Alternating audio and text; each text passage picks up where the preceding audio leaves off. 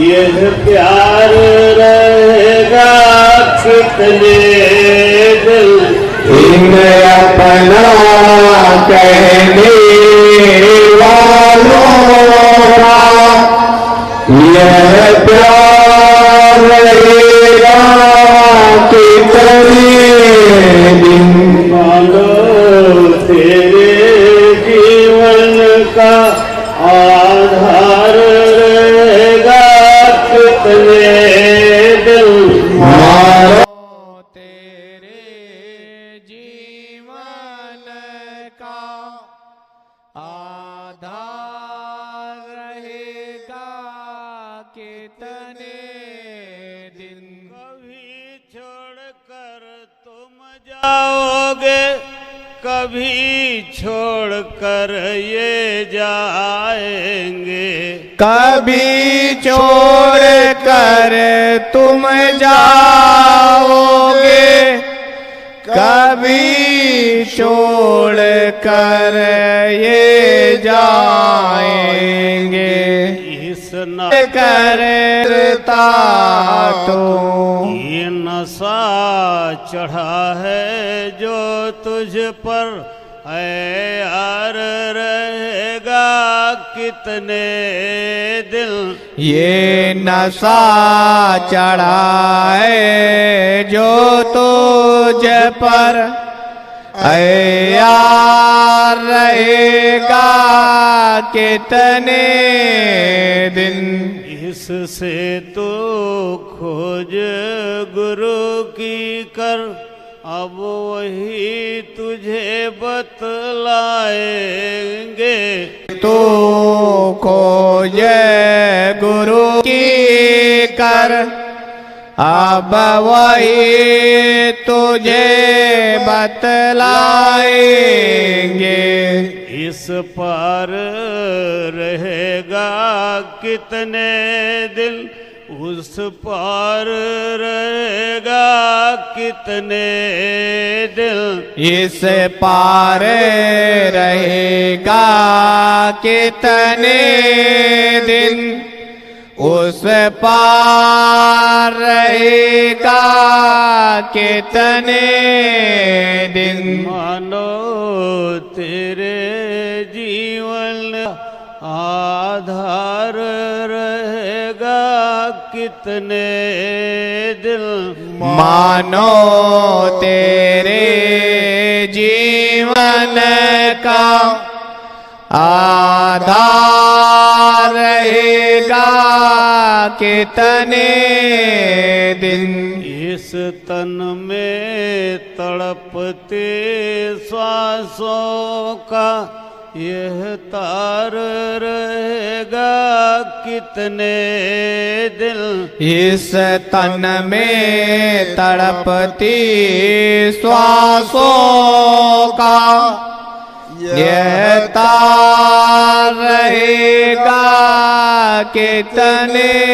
जितने लोग पैदा हुए सबको एक न एक दिन डेरा कूच करके चले जाना है। उनको निश्चित तौर पर लौट करके किसी न किसी रूप पहुंचेगी और उनका जीते जी दर्शन दीदार करेगी। आज सत्संग में यही बात समझाई जाएगी। ये अनमोल मानव तन है।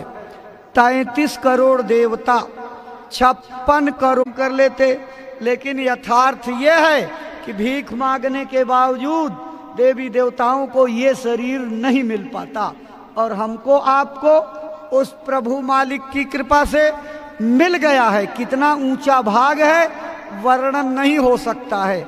महात्माओं ने इसकी महिमा गाई। बड़े भाग मानुष तन पावा, सुर दुर्लभ सद ग्रंथन गावा। ये शरीर किस मकसद के लिए दिया गया है, आज आपको सत्संग में सुनने को मिलेगा। आज आपके जीवन की घड़ियों का सौभाग्य जागा। पूज्य महाराज जी का आगमन आपके इस धार्मिक धारा पर हुआ है। भारत के सनातन अध्यात्मवाद का वो गहरा, खुला, रहस्यमयी, सरल शब्दों का संदेश सुनने को मिलेगा जो आज तक की जिंदगी में किसी कथा भागवत कीर्तन में आपको कभी सुनने को नहीं मिला होगा। आप खुद इसका अनुभव बाद में करेंगे। सत्संग के बीच में महाराज जी आपको अनमोल वस्तु देंगे, जिसको रुपए पैसे सोने चांदी से नहीं खरीदा जा सकता। वह क्या चीज है? जीते जी भगवान को पाने का सरल से सरल रास्ता, जिसको कभी गुरु मंत्र कहा जाता था, दीक्षा और उपदेश कहते थे, लेकिन आज कलयुग में उसका नाम बदल करके नाम दान हो गया है। क्यों हो गया है? इसकी वजह है, कारण है। क्या कारण है? हमारे धर्म ग्रंथों में, कर्म कांडों में जितनी भी प्रकार की पूजा पद्धतियां और उपासना के उपायों का वर्णन है या प्रचलन में है, उनसे शुभ कर्मों का भंडार यानी पुण्यों का समूह तो जमा हो जाएगा, लेकिन कहिए उससे आत्म कल्याण, परमात्मा की प्राप्ति कदापि संभव नहीं होगी। आपकी आस्था को चोट किसी प्रकार पहुंचाने का हमारा उद्देश्य नहीं है। हम भी सम्मान करते हैं आपकी आस्था और विश्वास का, लेकिन मेरी अपनी बात नहीं, नाराज मत होइएगा। जिस रामचरितमानस को आप रोज अखंड पाठ करते हो, घर में रखते हो, श्रद्धा से प्रणाम करते हो, उसी श्री रामचरितमानस की ये पंक्ति है, उठा करके पढ़िए। कलयुग केवल नाम आधारा, सुमिर सुमिर नर उतरहि पारा।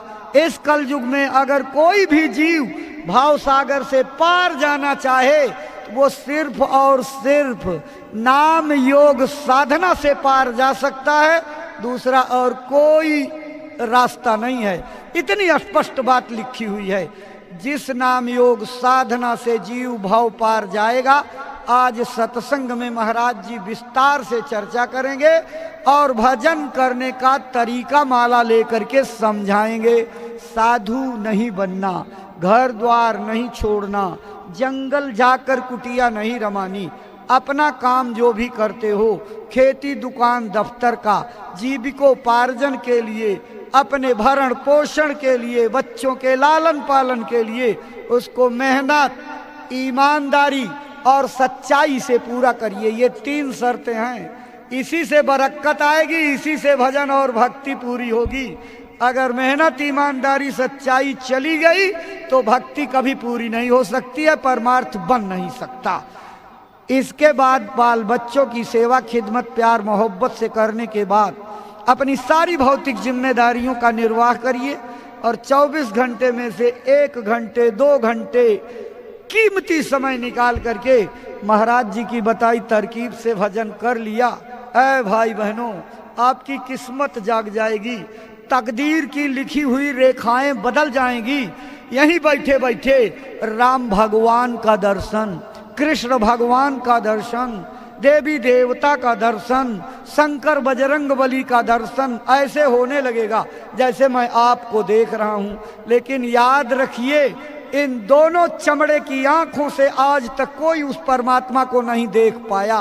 उसके देखने की अलग आंख है। आज महाराज जी उसका विस्तार से जो है प्रकाश डालते हुए वर्णन करेंगे।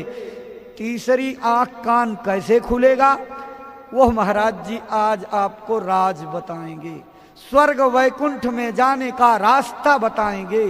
यहीं बैठे बैठे ऊपर के परा सृष्टि के लोकों में रोज कैसे आने जाने लगोगे। ये भारत की सनातन अध्यात्म विद्या है। महात्मा इसी का राज खोलते हुए घूमते हैं। पूज्य महाराज जी का आगमन सत्संग मंच पर होने जा रहा है। आप सभी अपने स्थान पर खड़े होकर के पूज्य महाराज जी का स्वागत, अभिनंदन, वंदन कीजिए।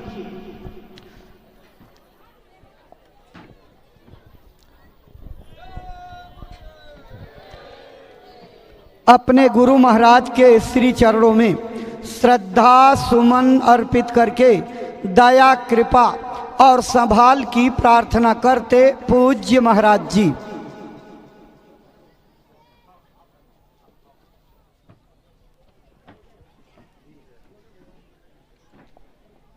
जय गुरुदेव।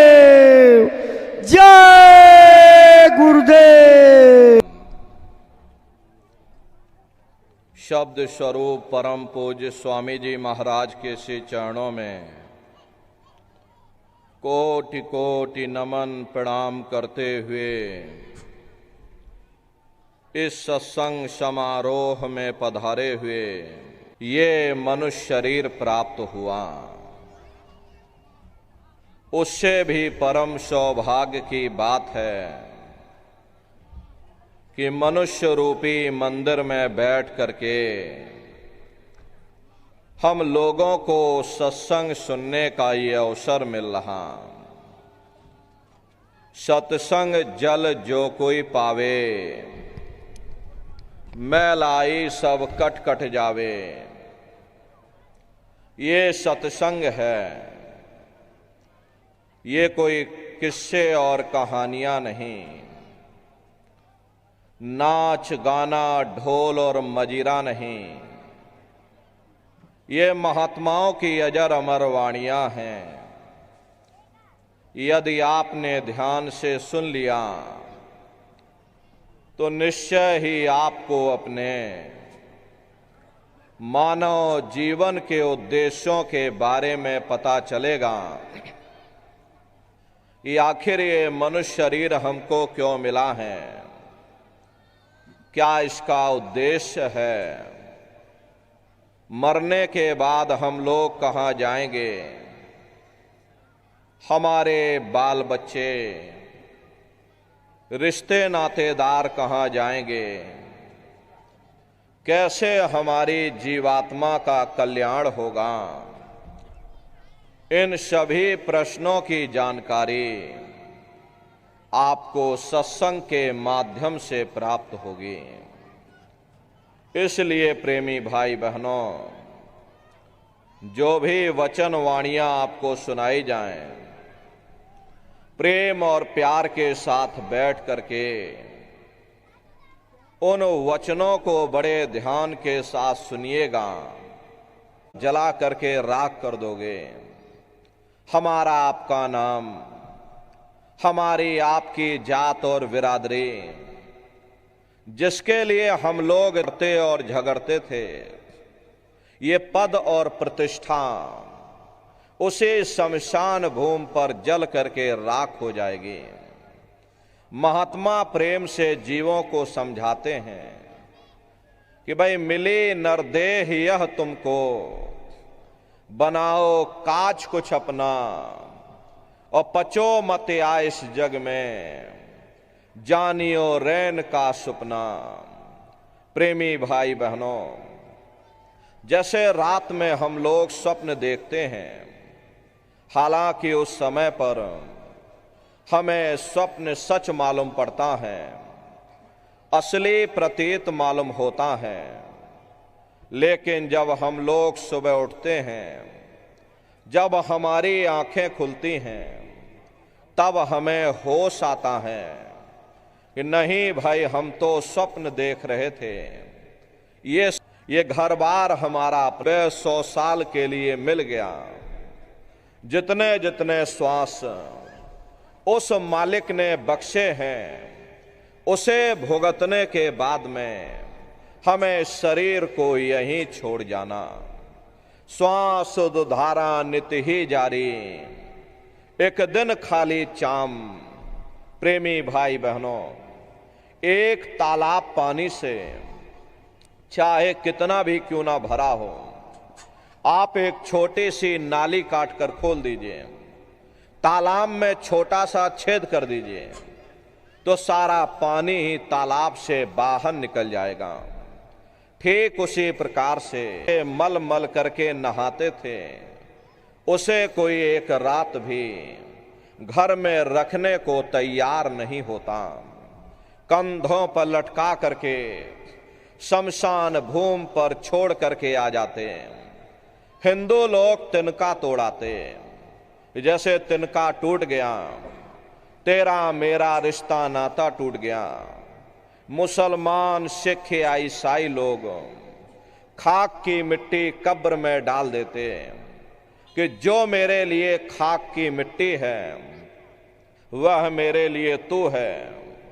मामूली कष्ट नहीं होता, मौत के समय में घनघोर पीड़ा होती है, जनमत मरत दुसह दुख होई।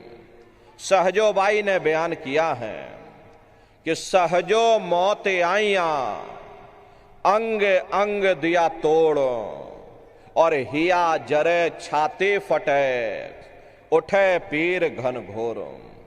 गुरु महाराज सत्संग में फरमाते थे कि जैसे 1,00,000 बिच्छू एक साथ मिल करके हमारे शरीर पर डंक मारें, उससे भी लाखों करोड़ों गुना ज्यादा मौत के समय में दर्द होता है।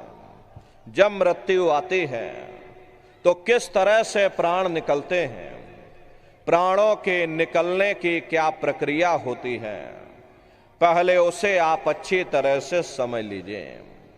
सिमटत भास श्वास उठ जावे, और प्राण पति जम सिमट समावे, उस समय हमारी ये श्वासें रुक जाती, शरीर की चेतना पीछे सिमटने लगती, तो सबसे पहले गुदा चक्र टूटता है।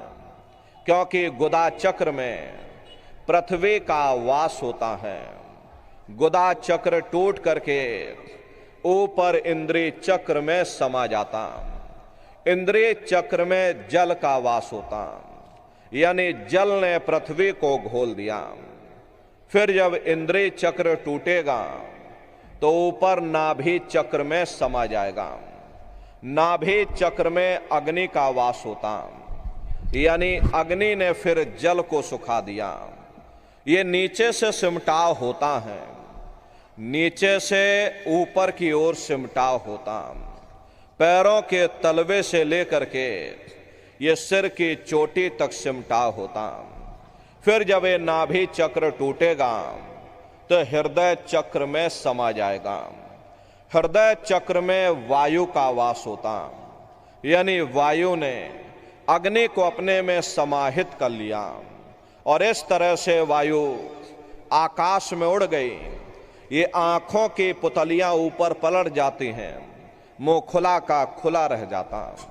महात्मा प्रेम से जीवों को समझाते हैं कि भाई जब यह कर्म कला उपजावे, बुद्धि सुरत की आन दबावे, जब यह जीवात्मा पांचों तत्वों को लांग करके जल पृथ्वी अग्नि वायु आकाश पांचों तत्वों को लांग करके ऊपर आती है, तो काल दाढ़ में आन दवानी, और जब ढर के नैनन से पानी।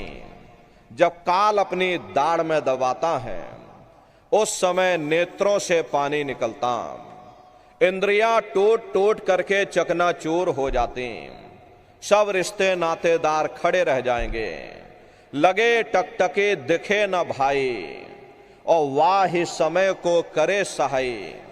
उस समय जीव टकटकी लगाकर देखता है कि कोई मेरी मदद कर दे, कोई मेरी सहायता कर दे, अरे कोई मुझे बचा ले। लेकिन प्रेमी भाई बहनों, सब नात रिश्तेदार खड़े रह जाते हैं, भाई बंधु सब देखते रह जाते हैं, डॉक्टर वैद्य और हकीम सब घेरे रह जाते, लेकिन उस समय आपको कोई बचा नहीं पाता।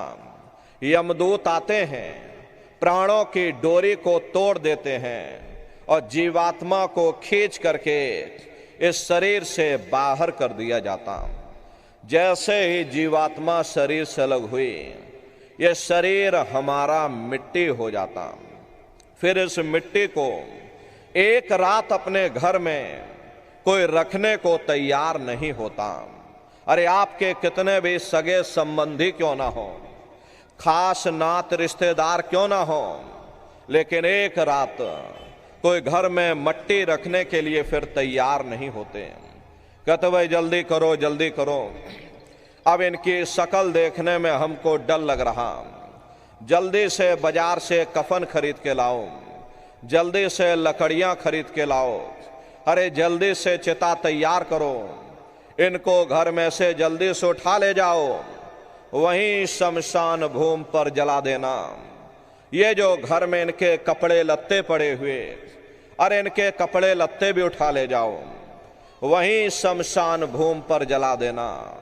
जिस बिस्तर पर ये लेटे रहे, ये बिस्तर भी अशुद्ध हो गया। अब इनकी छुई हुई चीज हमको घर में एक नहीं चाहिए, इसलिए इनका बिस्तर भी उठा ले जाओ, वहीं शमशान भूमि पर जला देना।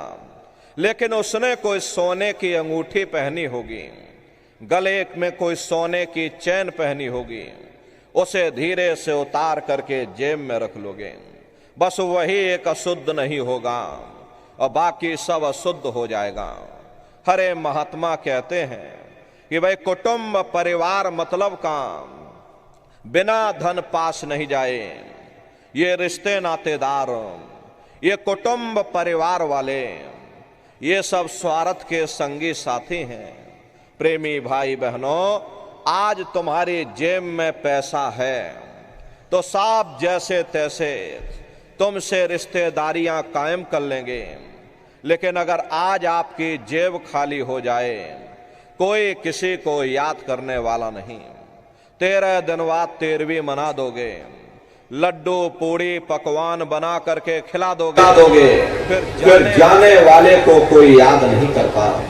अभी बूढ़े बुजुर्गों से पूछा जाए कि भाई क्या तुमको तुम्हारे माँ बाप की याद आती है, तो कहेंगे भाई नहीं आती। अरे क्यों नहीं आती? तुम्हारे माँ बाप तुमको पाला पोसा बड़ा किया, खुद बेचारे भूखे रहे होंगे, तुम्हारा पेट पाला होगा, तुमको तुम्हारे माँ बाप की याद क्यों नहीं आती? क्योंकि तुम्हारे सामने तुम्हारे लड़के बच्चे हो गए, तुम्हारे नाती पोता पंती और संती हो गए, इसलिए तुम अपने माँ बाप की यादों को धीरे धीरे भूल गए और नई यादों में धीरे धीरे बस गए। ऐसे ही प्रेमी भाई बहनों, एक दिन सब तुमको भी भूल जाएंगे, कोई किसी को यहाँ याद करने वाला नहीं। ये कहानी तो शमशान भूमि पर समाप्त हो गई। उधर देखो क्या होता, तुम्हारी जीवात्मा को ले जाकर के ऊपर धर्मराज की कचहरी में पेश कर दिया जाएगा। वहां पलक झपकते ही तुम्हारे अच्छे और बुरे कर्मों का हिसाब किताब हो जाएगा। धर्मराज तुमको सजा सुना देंगे कि ले जाओ इनको फलाने नरक में डाल दो, क्योंकि मैंने इनको मौका दिया था। जब ये मां के गर्भ में उल्टे लटके हुए थे, सिर इनका नीचे था और पैर इनके ऊपर थे, उस समय इन्होंने मुझसे प्रार्थना की थी कि अब प्रभु कृपा कर हुए भांति और सब तज भजन करे दिन राती, कि हे परमात्मा इस बार हमको मौका दे दो, इस बार हमको ये मनुष्य शरीर दे दो, हम भजन करेंगे, भक्ति करेंगे, हम अपनी जीवात्मा का कल्याण करेंगे। तो मैंने इनकी प्रार्थना को स्वीकार कर लिया और इनको मैंने सुंदर सा ये मनुष्य शरीर दे दिया और कह करके मैंने भेजा था कि भाई ये मनुष्य शरीर ये किराए का मकान है, ये तुम्हारा अपना नहीं है। अगर ये तुम्हारा अपना होता तो हमेशा तुम्हारे पास रहता, ये तुम्हारा अपना नहीं। ये मैंने तुमको कुछ समय के लिए किराए का मकान दिया है। हाँ, तुम अपनी जीवात्मा को मेरे किराए के मकान में बैठा करके और मालिक की भक्ति करके अपनी जीवात्मा का कल्याण करा लेना। मैंने कुछ समय के लिए तुम सबको ये किराए का मकान दिया और जब समय पूरा होगा तो मैं अपने सिपाहियों को भेजूंगा और उस समय पर तुम मेरे किराए के मकान को खाली कर देना। लेकिन इतना ध्यान रखना कि जैसा साफ सुथरा मैंने तुमको ये किराए का मकान दिया, मैंने तुमको ये पंच भौतिक शरीर दिया, वैसा ही साफ सुथरा तुम मुझको वापस लौटाना। लेकिन इस किराए के मकान में बैठ करके, इस पंच भौतिक शरीर में बैठ करके इन्होंने बुरे खोटे कर्म कर डाले।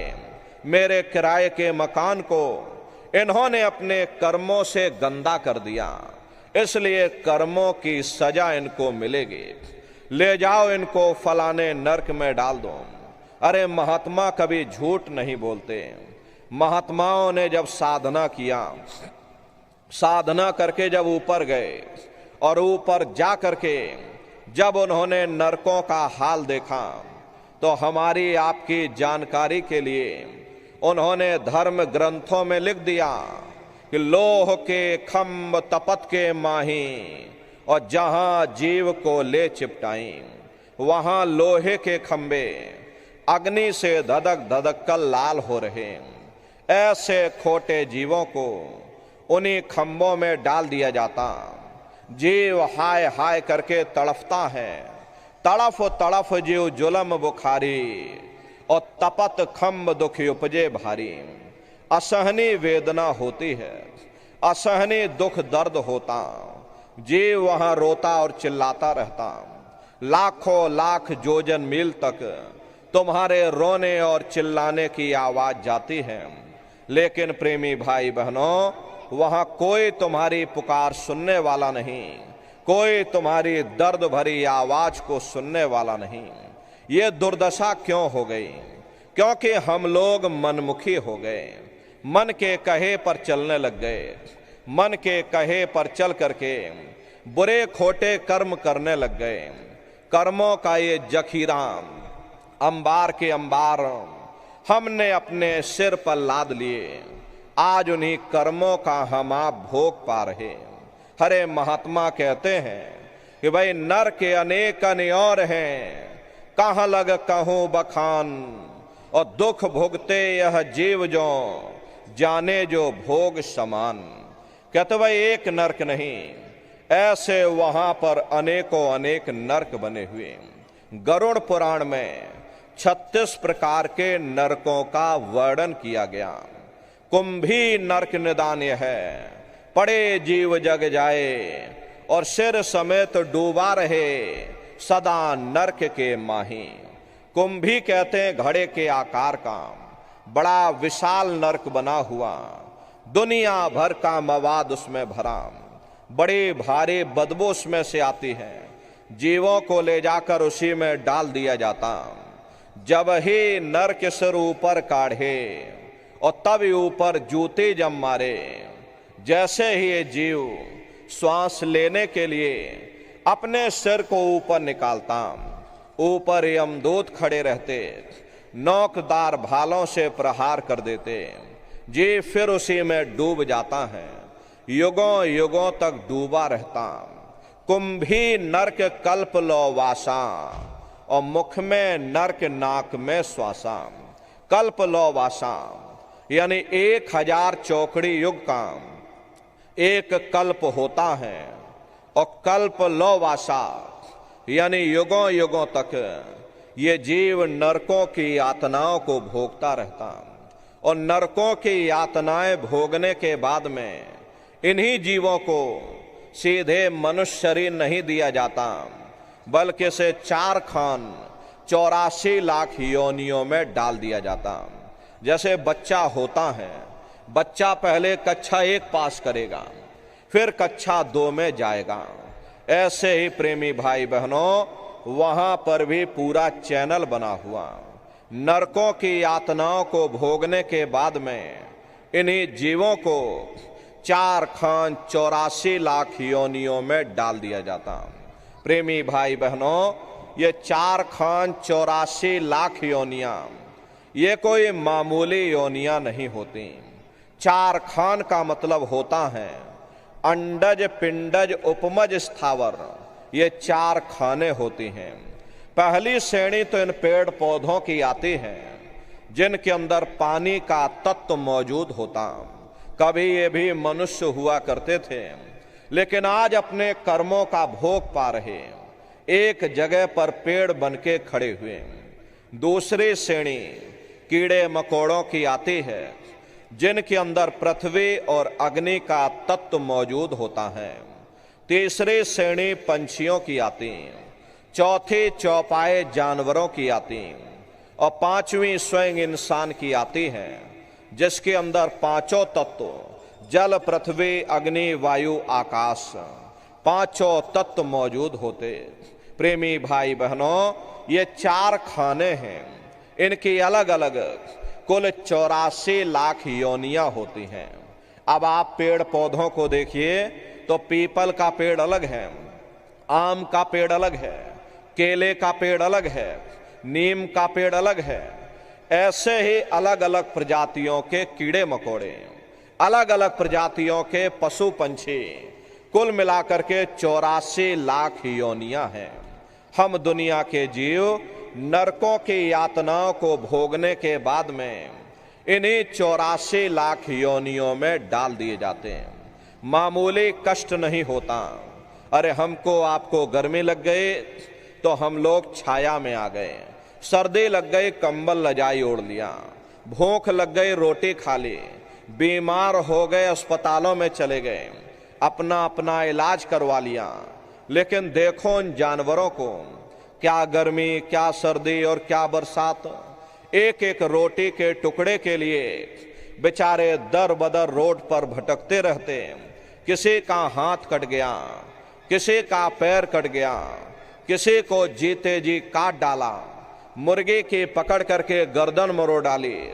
अरे उनको भी दर्द होता है, उनको भी तकलीफ होती है, लेकिन वे बेचारे बेजुबान हैं, कुछ बोल नहीं पाते हैं, कुछ बता नहीं पाते। हम लोगों के अंदर ये जुबान है, हम लोग बोल बता देते हैं, वे सिर्फ रोते और चिल्लाते रहते हैं। अरे कौन उनकी पुकार सुनने वाला?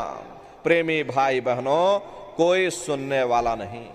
मादा बिच्छू होती है, मादा बिच्छू की मौत कैसे होती? मादा बिच्छू जब अपने बच्चों को जन्म देती है तो उसी के बच्चे अपनी भूख को मिटाने के लिए अपनी माँ की पीठ पर चढ़ जाते हैं और उसी के मांस को नोच नोच करके खाते हैं। वो तड़पती रहती है, कराहती रहती है, लेकिन जब तक हड्डी हड्डी न बच जाए उसके बच्चे अपनी माँ की पीठ से नीचे नहीं उतरते। ऐसे न जाने कितने जीव जंतु इस संसार में भरे पड़े हुए दुख और कष्टों को सह रहे। अरे कई जन्म भय कीट पतंगा, कई जन्म भय मीन कुरंगा, कई जन्म पंखी सर्प होयो, कई जन्म है वर वृक्ष जोयो, मिल जगदेश मिलन की वरिया और चिरंकार यह देश सजरिया। करोड़ों करोड़ युगों से हम आप नरकों की यातनाओं को भोगने के बाद में फिर कभी कीड़े पतंगों की योनि में, कभी पेड़ पौधों की योनि में, तो कभी पशु और पंछियों की योनि में भटका खाते। प्रेमी भाई बहनों, 84 लाख योनियों की सबसे जो आखिरी योनि होती है वो गाय और बैल की योनि होती। गाय स्त्री का रूप लेती है और बैल पुरुष का रूप लेते हैं। ये 84 लाख योनियों की सबसे आखिरी योनि यानी कि अंतिम पायदान होता है।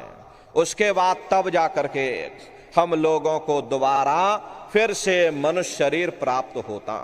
इसीलिए कहा गया है कि बड़े भाग्य मानुष तन पाया और कोट जन्म जब भटका खाया। कोटान कोट जन्म जन्मांतरों तक अलग अलग योनियों में भटकने के बाद में तब बड़े सौभाग्य से तुम लोगों को ये मनुष्य शरीर प्राप्त हुआ। लेकिन बड़े अफसोस की बात है, जैसे किसी को हीरा मिल गया, उसे हीरे की परख नहीं, उसने हीरे को गधे के गले में बांध दिया। ठीक उसी प्रकार से ये मनुष्य शरीर उत्तम से उत्तम है, लेकिन इंसान इसकी कद्र नहीं करता। खाने पीने ऐसो इशरत में अपने कीमती समय को और श्वासों की पूंजी को बर्बाद कर देता।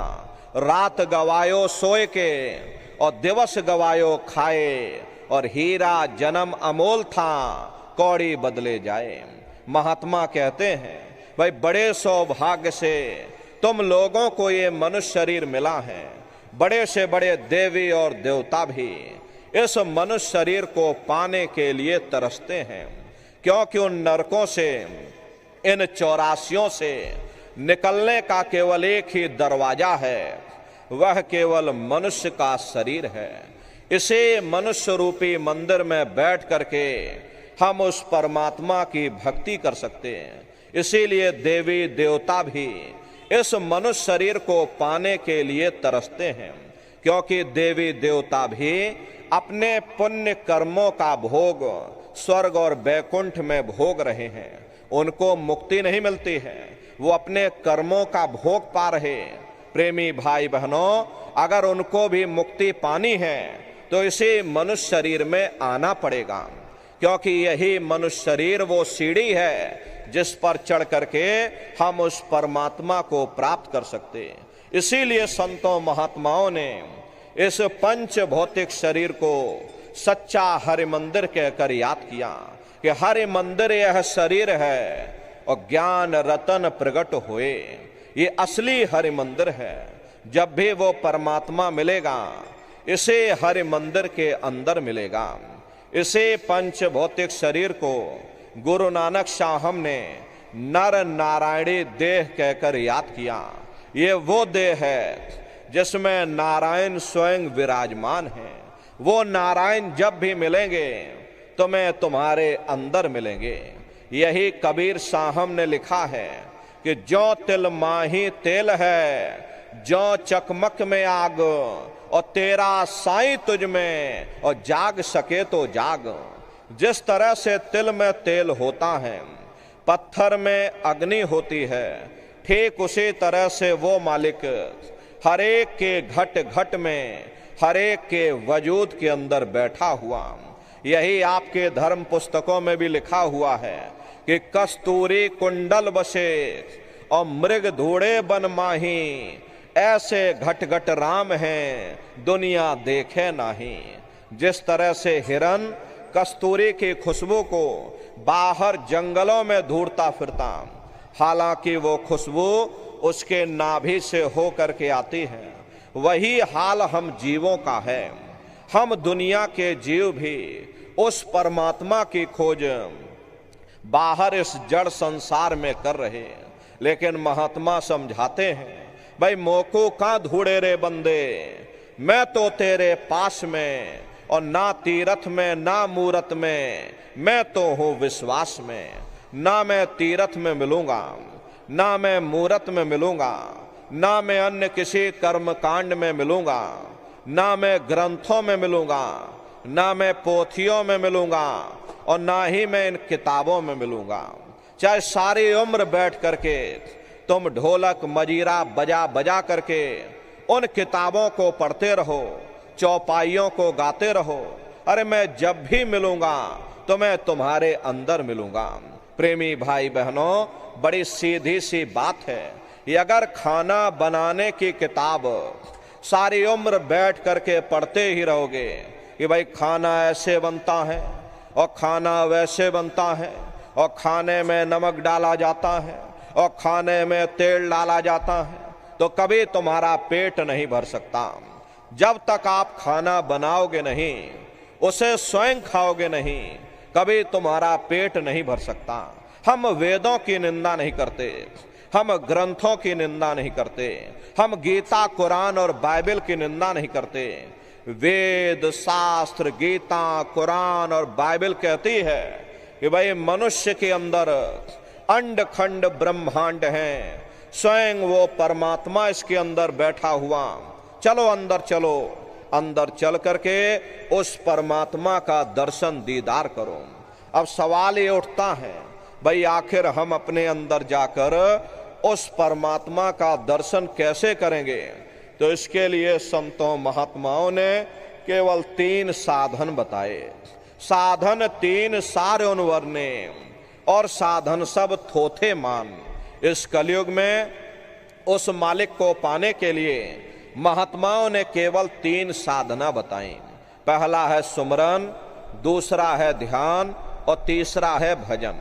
सुमरन कहते हैं मालिक को याद करना, ध्यान कहते हैं अपनी दिव्य दृष्टि को खोलना, अपने शिव नेत्र को खोलना, और भजन कहते हैं कान में उंगली डाल करके उस शब्द को सुनना, उस नाम को सुनना, उस देववाणी आकाशवाणी को सुनना जो 24 घंटे तुम्हारे अंदर गूंज रही है। प्रेमी भाई बहनों, ये सुरत शब्द नाम योग की साधना है। जितने भी महात्मा धरती पर आए उस मालिक को पाया तो सुरत शब्द नाम योग की साधना करके ही पाया। सबसे पहले कबीर साहब आए। कबीर साहब ने सुरत शब्द नाम योग की साधना जारी की। उसके बाद गुरु नानक साहब आए। गुरु नानक साहब ने भी सुरत शब्द नाम योग की साधना जारी की। उसके बाद और भी महात्मा आए। कबीर, नानक, दादू दरिया, भीखा, रविदास, पलटू, जगजीवन। चित्रकूट में आप चले जाइए, गोस्वामी जी महाराज जिन्होंने रामचरित्र मानस बनाई, जिसका पाठ आप सभी लोग करते हो, उन्होंने भी उस मालिक को पाया तो सुरत शब्द नाम योग की साधना करके ही पाया। राजस्थान की धरती पर देखिए मीराबाई हुई, सहजोबाई हुई, उन्होंने भी उस मालिक को पाया तो सुरत शब्द नाम योग की साधना करके ही पाया। प्रेमी भाई बहनों, ये सुरत शब्द नाम योग की साधना है। इस साधना की 3 क्रियाएं हैं, सुमरन, ध्यान और भजन। तो कैसे आप लोग सुमरन करोगे, कैसे आप लोग ध्यान करोगे और कैसे आप लोग भजन करोगे, बैठ करके अच्छी तरह से समझिएगा और फिर घर पर जाकर के करिएगा। तो सबसे पहले सुमरन कैसे किया जाएगा? सुमरन करने के लिए एक माला आप लोग ले लेना। ये देखिए प्रेमी भाई बहनों, 108 दाने की ये माला है। अपने अपने घरों में बैठ करके बाहर से अपनी आंख को बंद कर लेना और दोनों आंखों के मध्य भाग में अपने ध्यान को रोक करके और दाने दाने पर जय गुरुदेव नाम का उच्चारण करिएगा। हर दाने पर जय गुरुदेव नाम, हर दाने पर जय गुरुदेव नाम, जय गुरुदेव, जय गुरुदेव, जय गुरुदेव, कुल 108 बार करिएगा। दोबारा इसी जगह फिर वापस आ जाओगे। जब आप जय गुरुदेव नाम का उच्चारण करोगे तो दोनों आंखों के मध्य भाग में अपने ध्यान को रोक करके और दाने दाने पर जय गुरुदेव नाम का उच्चारण करिएगा। जिसको आप याद कर रहे हो, एक समय ऐसा आएगा वो अंतर में तुम्हारे सामने प्रकट हो जाएगा। उसके स्वरूप को देख लेना, फिर उसी के स्वरूप को याद करके जय गुरुदेव नाम का सुमरन सभी नए प्रेमी भाई बहन करिएगा। दूसरी बार फिर यहीं से जय गुरुदेव नाम का सुमरन, तीसरी बार फिर यहीं से जय गुरुदेव नाम का सुमरन। इस तरह से कुल 8 बार जय गुरुदेव नाम का सुमरन सभी नए प्रेमी भाई बहन करिएगा। 8 बार करने के बाद ये माला आप रख देना। प्रेमी भाई बहनों, ये जय गुरुदेव नाम किसी साधारण इंसान का नाम नहीं, ये स्वयं उस अनामी महाप्रभु का नाम है। समय समय पर संत महात्मा अपने अपने समय पर आकर के अपनी साधना के द्वारा उस मालिक के नाम को जगाते हैं, उस मालिक के नाम को सिद्ध करते हैं। जैसे कबीर साहब आए तो कबीर साहब ने साहिब नाम सिद्ध किया। गुरु नानक साहब आए तो गुरु नानक साहब ने वाह गुरु नाम सिद्ध किया। गोस्वामी जी महाराज आए, गोस्वामी जी महाराज ने राम नाम सिद्ध किया। मीराबाई आई, मीराबाई ने गिरधर नाम सिद्ध किया। सूरदास जी महाराज आए, उन्होंने श्याम नाम सिद्ध किया। इसी तरह से हमारे गुरु महाराज जय गुरुदेव नाम सिद्ध करके गए। जय गुरुदेव नाम का जहाज लगा कर गए। अगर ये जहाज पर सारी दुनिया बैठेगी, ये जहाज सारी दुनिया को पार करेगा। नए जीवों के लिए नामदान की प्रक्रिया को और सरल से सरल किया गया। वरना बहुत से पुराने पुराने प्रेमी बैठे हैं और अगर उनसे पूछ लिया जाए कि भाई जरा नाम, रूप, स्थान, गाजे बाजे बता दो, वो तक भूल जाते हैं। अब इतने पुराने होकर के आज तक याद नहीं कर पाए, बड़ा भारी दोष लगता।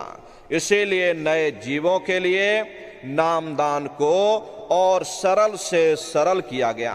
बहुत से बगैर पढ़े लिखे लोग बैठते हैं, बूढ़े बुजुर्ग हैं, बच्चे बच्चियां हैं, आसानी से आप लोग समझ जाओ और सुमरन ध्यान भजन कर सको। इसीलिए प्रेमी भाई बहनों इस रास्ते को और सरल किया गया। एक है साध है सब सद है और सब साध है सब जाए। पहले अपने गुरु की उंगली पकड़ लो, क्योंकि गुरु तुम्हारा सच्चा रहबर है। गुरु बिन भव निज तरह न कोई। गुरु के बगैर कोई भी जीवात्मा इस भव सागर से पार नहीं जा सकती। अरे राम ने भी गुरु किया, कृष्ण ने भी गुरु किया। गुरु गोविंदो खड़े और काके लागू पाई, और बलिहारी गुरु आपने जिन गोविंद दियो बताई। महिमा उन्हीं की है जिन्होंने गोविंद को लखा दिया। इसीलिए कहा जाता है कि गुरुर ब्रह्मा गुरुर विष्णु गुरुर्देवो महेश्वरः गुरुर साक्षात पर ब्रह्मा तस्मै श्री गुरुवे नमः। तीन लोक नौ खंड में गुरु से बड़ा न कोई, और करता करे न कर सके, और गुरु करे सो हुई। इसलिए प्रेमी भाई बहनों, साधना करने से पहले जय गुरुदेव नाम का सुमरन सभी नए प्रेमी भाई बहन करिएगा, और सुमरन करने के बाद में फिर आप ध्यान पर बैठिएगा। दूसरा है ध्यान, और ध्यान कहते हैं दृष्टि को एकाग्र करना, अपनी दिव्य दृष्टि को खोलना, अपने शिव नेत्र को खोलना। कैसे आप लोग ध्यान करोगे जरा अच्छी तरह से समझ लीजिए। अपने अपने घरों में पलथी मार करके आप लोग बैठिएगा, शरीर को टाइट मत करिएगा। बहुत से प्रेमी क्या करते हैं कि ध्यान के समय अपने शरीर को बिल्कुल टाइट कर देते हैं। यदि आप अपने शरीर को टाइट कर दोगे, ये शरीर आपका थक जाएगा और फिर शरीर ढीला पड़ जाएगा, फिर जैसे के तैसे हो जाओगे। इसलिए पहले से ही अपने शरीर को बिल्कुल ढीला छोड़ देना। जितना आराम से बैठोगे उतना आपके लिए अच्छा रहेगा। तो ढीले बदन से आराम से बैठिएगा। आंखों को धीरे से बंद कर देना। इन आंखों पर कोई जोर मत देना। यदि आप इन आंखों पर जोर लगाओगे तो आंखों की पुतलियों में दर्द होगा, फिर आप अपनी बाहरी आंखों को खोल दोगे। इन बाहरी आंखों का यहाँ पर कोई मतलब नहीं। जैसे सोते समय धीरे से आंख को बंद करते हैं, ऐसे धीरे से आंख को बंद कर लेना। दोनों आंखों के मध्य भाग में दूर सामने देखिएगा, सामने आपको अंधेरा दिखाई पड़ेगा। बस उसी अंधेरे में एक जगह पर आप अपनी दृष्टि को एकाग्र करिएगा। होशियारी यही रहे ये आंखों की पुतलियां हिलने ना पाए। शुरुआती समय में ये आंखों की पुतलियां अंदर अंदर हिलेंगी, लेकिन जब आप अभ्यास करोगे, करत करत अभ्यास ते और जड़मत होत सुजान, जब अभ्यास करते रहोगे तो आंखों की पुतलियां हिलना बंद हो जाएंगी। तो दूर सामने अंधेरे में एक जगह पर आप अपनी दृष्टि को एकाग्र करिएगा, या उस अंधेरे को ही आप देखते रहना। एक टक होकर के सामने अंधेरे को देखते रहिएगा।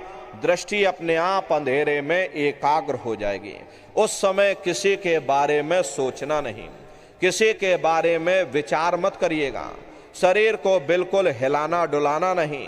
सुन्न हो करके जितना देर आपसे बन सके आप उस अंधेरे को लगातार देखते रहना। देखते देखते देखते देखते आपकी दृष्टि अंधेरे में एकाग्र हो जाएगी, और जैसे ही आपकी दृष्टि उस अंधेरे में एकाग्र होगी तो सुई की नोक के बराबर काले में भी काला बिंदु, बड़ा चमकीला बिंदु होगा, तारे की तरह चमचम चमचम चमकेगा, वो सामने आपको दिखाई पड़ जाएगा। और जब वो चमकदार बिंदु सामने दिखाई पड़ जाए तब आप अपनी दृष्टि को उस बिंदु पर एकाग्र कर देना। और जब आप अपनी दृष्टि उस चमकदार बिंदु पर एकाग्र कर दोगे तो प्रेमी भाई बहनों, वही बिंदु दरवाजा है। वो दरवाजा खुल जाएगा, ये शिव नेत्र खुल जाएगा, ये दिव्य दृष्टि खुल जाएगी और आप दरवाजे के अंदर दाखिल हो जाओगे। एक बार प्रेमी भाई बहनों ये दिव्य दृष्टि खुल जाए, फिर क्या भूत, क्या भविष्य और क्या वर्तमान, कोई भेद आपसे गुप्त नहीं रहेगा। लाखों वर्ष पहले क्या हुआ था, भविष्य में क्या होने वाला है आप बैठ करके और ध्यान में सब कुछ देख सकते हो। तो यह ध्यान करने का तरीका एक बार फिर से समझ लीजिए कैसे आपको ध्यान करना है। अपने अपने घरों में पलथी मार करके बैठ जाना, आंखों को धीरे से बंद कर लेना, दोनों आंखों के मध्य भाग में दूर सामने देखिएगा, सामने आपको अंधेरा दिखाई देगा। बस उसी अंधेरे में एक जगह पर अपनी दृष्टि को एकाग्र करिएगा या उस अंधेरे को ही आप देखते रहना, दृष्टि अपने आप अंधेरे में एकाग्र हो जाएगी। प्रेमी भाई बहनों, उस समय किसी के बारे में सोचना नहीं, किसी के बारे में विचार मत करिएगा। विचार करने की आदत हमारे अंदर पहले से पड़ी हुई है। हम किसी भी व्यक्ति को देखते हैं तो देखने से पहले ही हम उसके बारे में विचार करने लग जाते हैं। ये जो विचार हैं यही ध्यान में बाधक बन जाते हैं। कोशिश ये करना जब आप ध्यान पर बैठो मन में कोई विचार ना आने पाए। जितनी गहराई से आप उस अंधेरे को देखोगे विचार अपने आप शून्य होते चले जाएंगे और एक समय ऐसा आएगा कि आप बिल्कुल शून्य हो जाओगे। तो प्रेमी भाई बहनों, उस अंधेरे को देखते रहिएगा। देखते देखते देखते देखते आपकी दृष्टि उस अंधेरे में एकाग्र हो जाएगी और जब आपकी दृष्टि अंधेरे में एकाग्र हो जाएगी तो सुई की नोक के बराबर काले में भी काला बिंदु तारे की तरह चम चम चम चम चमकेगा, वो सामने आपको दिखाई पड़ जाएगा। और जब वो चमकदार बिंदु सामने दिखाई पड़ जाए तब आप अपनी दृष्टि को उस बिंदु पर एकाग्र कर देना। और जब आप अपनी दृष्टि बिंदु पर एकाग्र कर दोगे तो वही बिंदु दरवाजा है, वो दरवाजा खुल जाएगा, ये शिव नेत्र खुल जाएगा, ये दिव्य दृष्टि खुल जाएगी और आप दरवाजे के अंदर दाखिल हो जाओगे। तो प्रेमी भाई बहनों, यह है ध्यान करने का तरीका। तीसरा है भजन। गाने बजाने का नाम भजन नहीं है, नाच गाना ढोल और मजीरा का नाम भजन नहीं है। भजन कहते हो उस रूहानी आवाज को सुनना जो 24 घंटे तुम्हारे अंदर गूंज रही। कैसे भजन करोगे जरा अच्छी तरह से समझ लीजिए। ये दोनों उंगली कानों में डाल करके ये कानों को बंद कर लेना। कान इसीलिए बंद किए जाते हैं ताकि बाहर की कोई आवाज हमको सुनाई न पड़े। अपनी सुविधा से बैठिएगा, कुर्सी पर चाहे कुर्सी पर बैठ जाओ, सोफे पर चाहे सोफे पर बैठ जाना या कोई तकिया इस तरह से रख लेना और दोनों कोहनी यहाँ रख करके दोनों उंगली कानों में डाल करके ये कानों को बंद कर लेना। बहुत सी हमारी माताएं बहनें हैं, बूढ़े बुजुर्ग हैं, आपके घुटनों में दर्द होता होगा या रीढ़ की हड्डी में दर्द होता होगा, आप बैठ करके भजन नहीं कर पाते हो तो आप लेट करके भजन करिएगा। ऐसे सीधे लेट जाना और लेटे लेटे आंख और कान को बंद कर लेना। मतलब तो आंख और कान को बंद करना है, चाहे आप लेट करके करो या चाहे आप बैठ करके करो। यही कहा गया कि आंख कान मुख बंद कराओ, अनहद झिंगा शब्द सुनाओ। यानी पहले अपनी आंख को बंद करो, अपने मुख को बंद करो, दोनों उंगली कानों में डाल करके एक कानों को बंद कर लो और ऊंचे से ऊंचा ध्यान दे करके उस आवाज को सुनने की कोशिश करो। प्रेमी भाई बहनों, जब आप अपने कानों को बंद करके अंतर में गौर से आवाज को सुनोगे तो आपको शुरू में ऐसा अनुभव होगा कि कहीं सीटी जैसी आवाज हमारे कानों में बज रही है। टी इस तरह से सीटी जैसी आवाज शुरू में आप सभी को सुनाई पड़ेगी। शाम को अपने अपने घरों में जाकर बैठिएगा, ये कानों को जरा बंद कर लेना और गौर से सुनिएगा तो सीटी जैसी आवाज आप सभी को सुनाई पड़ेगी। करना कुछ नहीं है, लेटे हो चाहे बैठे हो, बस आप उस आवाज को सुनते रहना और सुनते सुनते उसी में लीन हो जाओ। जब आप उसमें लीन हो जाओगे तो कुछ समय बाद में दोबारा आपको अनुभव होगा कि कहीं बड़ी दूर से एक महीन आवाज, घंटे और शंख की आवाज हमारे कानों में बज रही है। जैसे मंदिरों में घंटियां बजती हैं, टन टन टन, तो बाहर तो आपने नकल किया। महात्माओं ने कहा था ये शरीर तुम्हारा सच्चा हरि मंदिर है, इसे हरि मंदिर के अंदर 24 घंटे वो घंटे और शंख की आवाज गूंज रही। उसी घंटे शंख की आवाज को महात्माओं ने शब्द कहा। अरे आपके धर्म पुस्तकों में लिखा है कि पोथी पढ़ पढ़ जग मुआ, पंडित भया न कोई, 2.5 अक्षर प्रेम का पढ़े सो पंडित हुई। दुनिया वाले कहते हैं कि 2.5 अक्षर का मतलब प्रेम है। प्रेम नहीं है, प्रेम में तो मात्रा लगी हुई। यहाँ पर जिस 2.5 अक्षर का वर्णन उन महात्माओं ने किया था वो है शब्द सा आदा बा और दाम। उसे शब्द को महात्माओं ने नाम कहा। अरे आपके धर्म ग्रंथों में लिखा हुआ कि कलयुग जोग न यज्ञ न ज्ञाना, एक आधार नाम गुण गाना। कलयुग में ना योग है न यज्ञ है न ये ज्ञान है, तो कलयुग में क्या है? देखिए रामचरितमानस में लिखा है कि कलयुग केवल नाम आधारा और सुमेर सुमेर नर उतर ही पारा। कलयुग में केवल नाम का आधार है, वो नाम तुम्हारे अंदर 24 घंटे गूंज रहा। तो उसी घंटे शंख की आवाज को महात्माओं ने शब्द या नाम कहा। वो आवाज आपको सुनाई पड़ेगी, लेकिन शुरुआती समय में आपको ऐसा मालूम पड़ेगा कि कहीं बड़ी दूर पर घंटियां बज रही हैं, टन टन टन, लेकिन सुनाई हरे को पड़ेगी। प्रेमी भाई बहनों, जब घंटे और शंख की आवाज आपको सुनाई पड़ने लग जाए तब आप सीटी की आवाज को छोड़ देना और घंटे शंख की आवाज को पकड़ लेना, उसको आप सुनने लग जाना। जब आप उसको सुनने लग जाओगे तो वो आवाज धीरे धीरे बढ़ना शुरू होगी और बढ़ते बढ़ते इस कदर बढ़ेगी कि आपके रोम रोम में घंटे और शंख की आवाज गूंजने लग जाएगी। बड़ी घनघोर आवाज होती है, बड़ी मधुर वो आवाज होती। ये दुनिया भर के गाने जो आप लोग सुनते हो, उस रूहानी संगीत के सामने ये दुनिया के संगीत कुछ नहीं है। जब आप उस संगीत को सुनोगे इतना भारी आनंद आपके ऊपर छा जाएगा, इतनी खुशी आपको होगी, ऐसा नशा आपके ऊपर चढ़ जाएगा ये आप सारी दुनिया को भूल जाओगे, इतना आप उस आवाज में खो जाओगे। प्रेमी भाई बहनों, अरे शंकर भगवान को वही नशा चढ़ा था। शंकर भगवान कोई गांजा भांग नहीं पीते थे। ये तो हमने आपने शंकर भगवान को भी बदनाम कर दिया कि शंकर भगवान गांजा भांग पीते थे तो चलो हम भी गांजा भांग पिएंगे। लेकिन प्रेमी भाई बहनों, शंकर भगवान ने कभी गांजा भांग नहीं पिया। शंकर भगवान जिस नशे में लीन रहते थे वो नाम का नशा था, वो ध्यान का नशा था, वो भक्ति का नशा था। जब आप उस आवाज को सुनोगे तो आपको भी वो नशा चढ़ जाएगा, क्योंकि उस आवाज में चुंबक है। वो आवाज आपको अपनी ओर खींचेगी और जब खिंचाव होगा तो जीवात्मा का फैला हुआ प्रकाश ये 9 दरवाजों से सिमटने लगेगा। अब ये 9 दरवाजे कौन कौन से हैं? देखो प्रेमी भाई बहनों, अच्छी तरह आप लोग समझिएगा, ये बहुत बड़ा विज्ञान है। दुनिया का विज्ञान जब समाप्त हो जाएगा तो ये विज्ञान प्रारंभ होगा।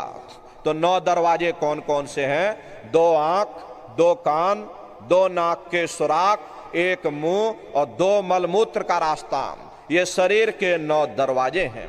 सबसे पहला दरवाजा गुदा चक्र आता है। गुदा चक्र में गणेश जी वास करते हैं। गणेश जी वहां के मालिक हैं। ये 4 दल का कवल है। यहाँ पर पृथ्वी तत्व पाया जाता है। उसके ऊपर इंद्रिय चक्र आता है।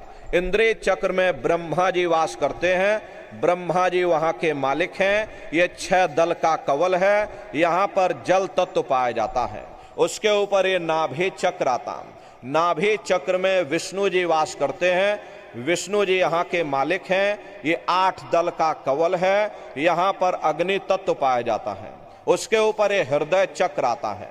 हृदय चक्र में शिव जी वास करते हैं। शिव जी यहाँ के मालिक हैं। ये 12 दल का कवल है। यहाँ पर वायु तत्व पाया जाता है। अरे वास तो वो ऊपरी मंडलों में, ऊपरी लोकों में करते हैं, लेकिन उनका प्रकाश, उनकी किरणें इन चक्रों पर पड़ती हैं। उसी के ऊपर एक कंठ चक्र आता है। यहाँ पर आद्या महाशक्ति की किरणें पड़ती हैं और ये 16 दल का कवल है।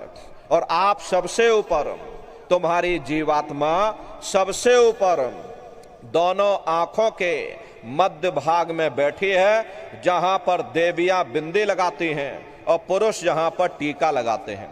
ये बिंदी और टीका यहां पर हम लोग इसीलिए लगाते हैं क्योंकि यहीं पर हमारी जीवात्मा बैठी है, उसका श्रृंगार किया जाता है।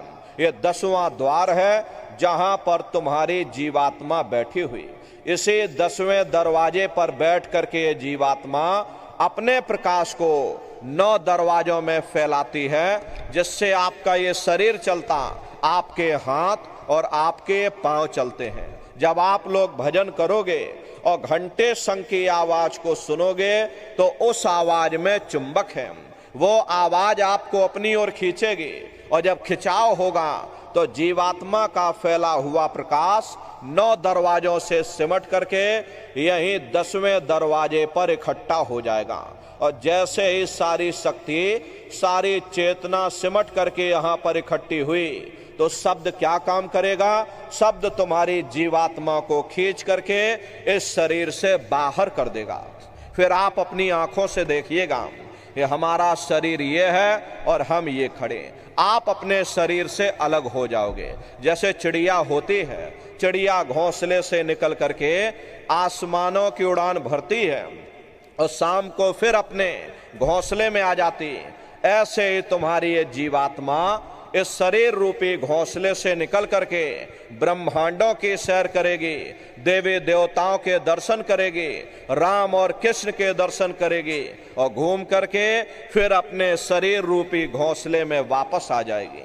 प्रेमी भाई बहनों, ये ब्रह्मा विष्णु महादेव जिनकी सारी दुनिया पूजा करती है, अरे आप सभी लोग ब्रह्मा विष्णु महादेव की पूजा करते हो, लेकिन कभी आपने ये विचार नहीं किया भाई जिनके हम लोग पूजा करते, आखिर ये ब्रह्मा विष्णु महादेव कौन है?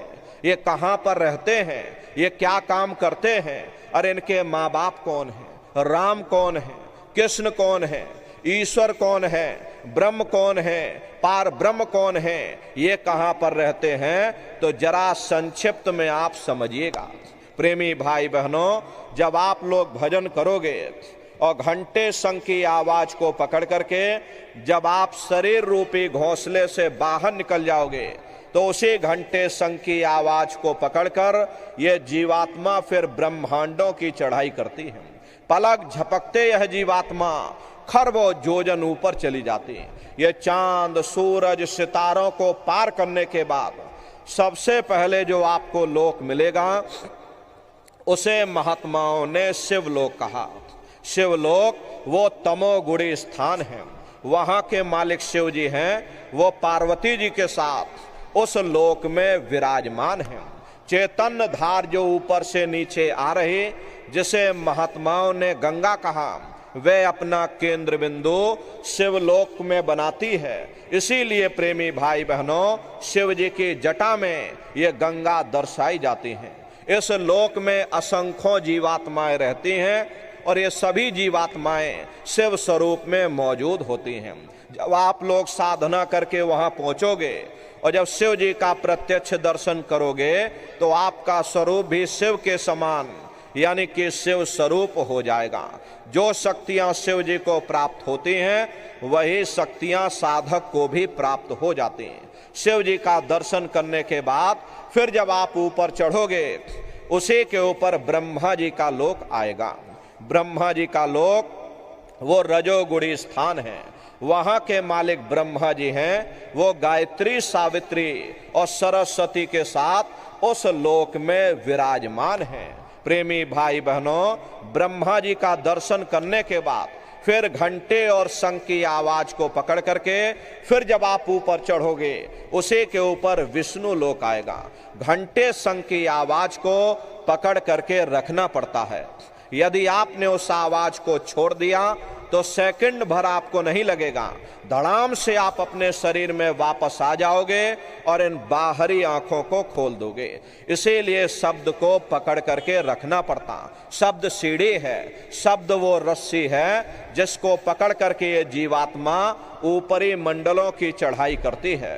तो ब्रह्मा जी का दर्शन करने के बाद फिर जब आप ऊपर चढ़ोगे उसी के ऊपर विष्णु लोक आएगा। विष्णु लोक वो सतोगुणी स्थान है, वहां के मालिक विष्णु जी हैं। उनका बड़ा मनमोहक स्वरूप है, उनकी 4 भुजाएं हैं और चारों भुजाओं में शंख, गदा, पद्म और चक्र सुशोभित हैं। और आप क्षीर सागर में लक्ष्मी जी के साथ विराजमान। ये तीनों देवता ब्रह्मा, विष्णु और महादेव अपने अपने लोक में बैठ करके राज कर रहे।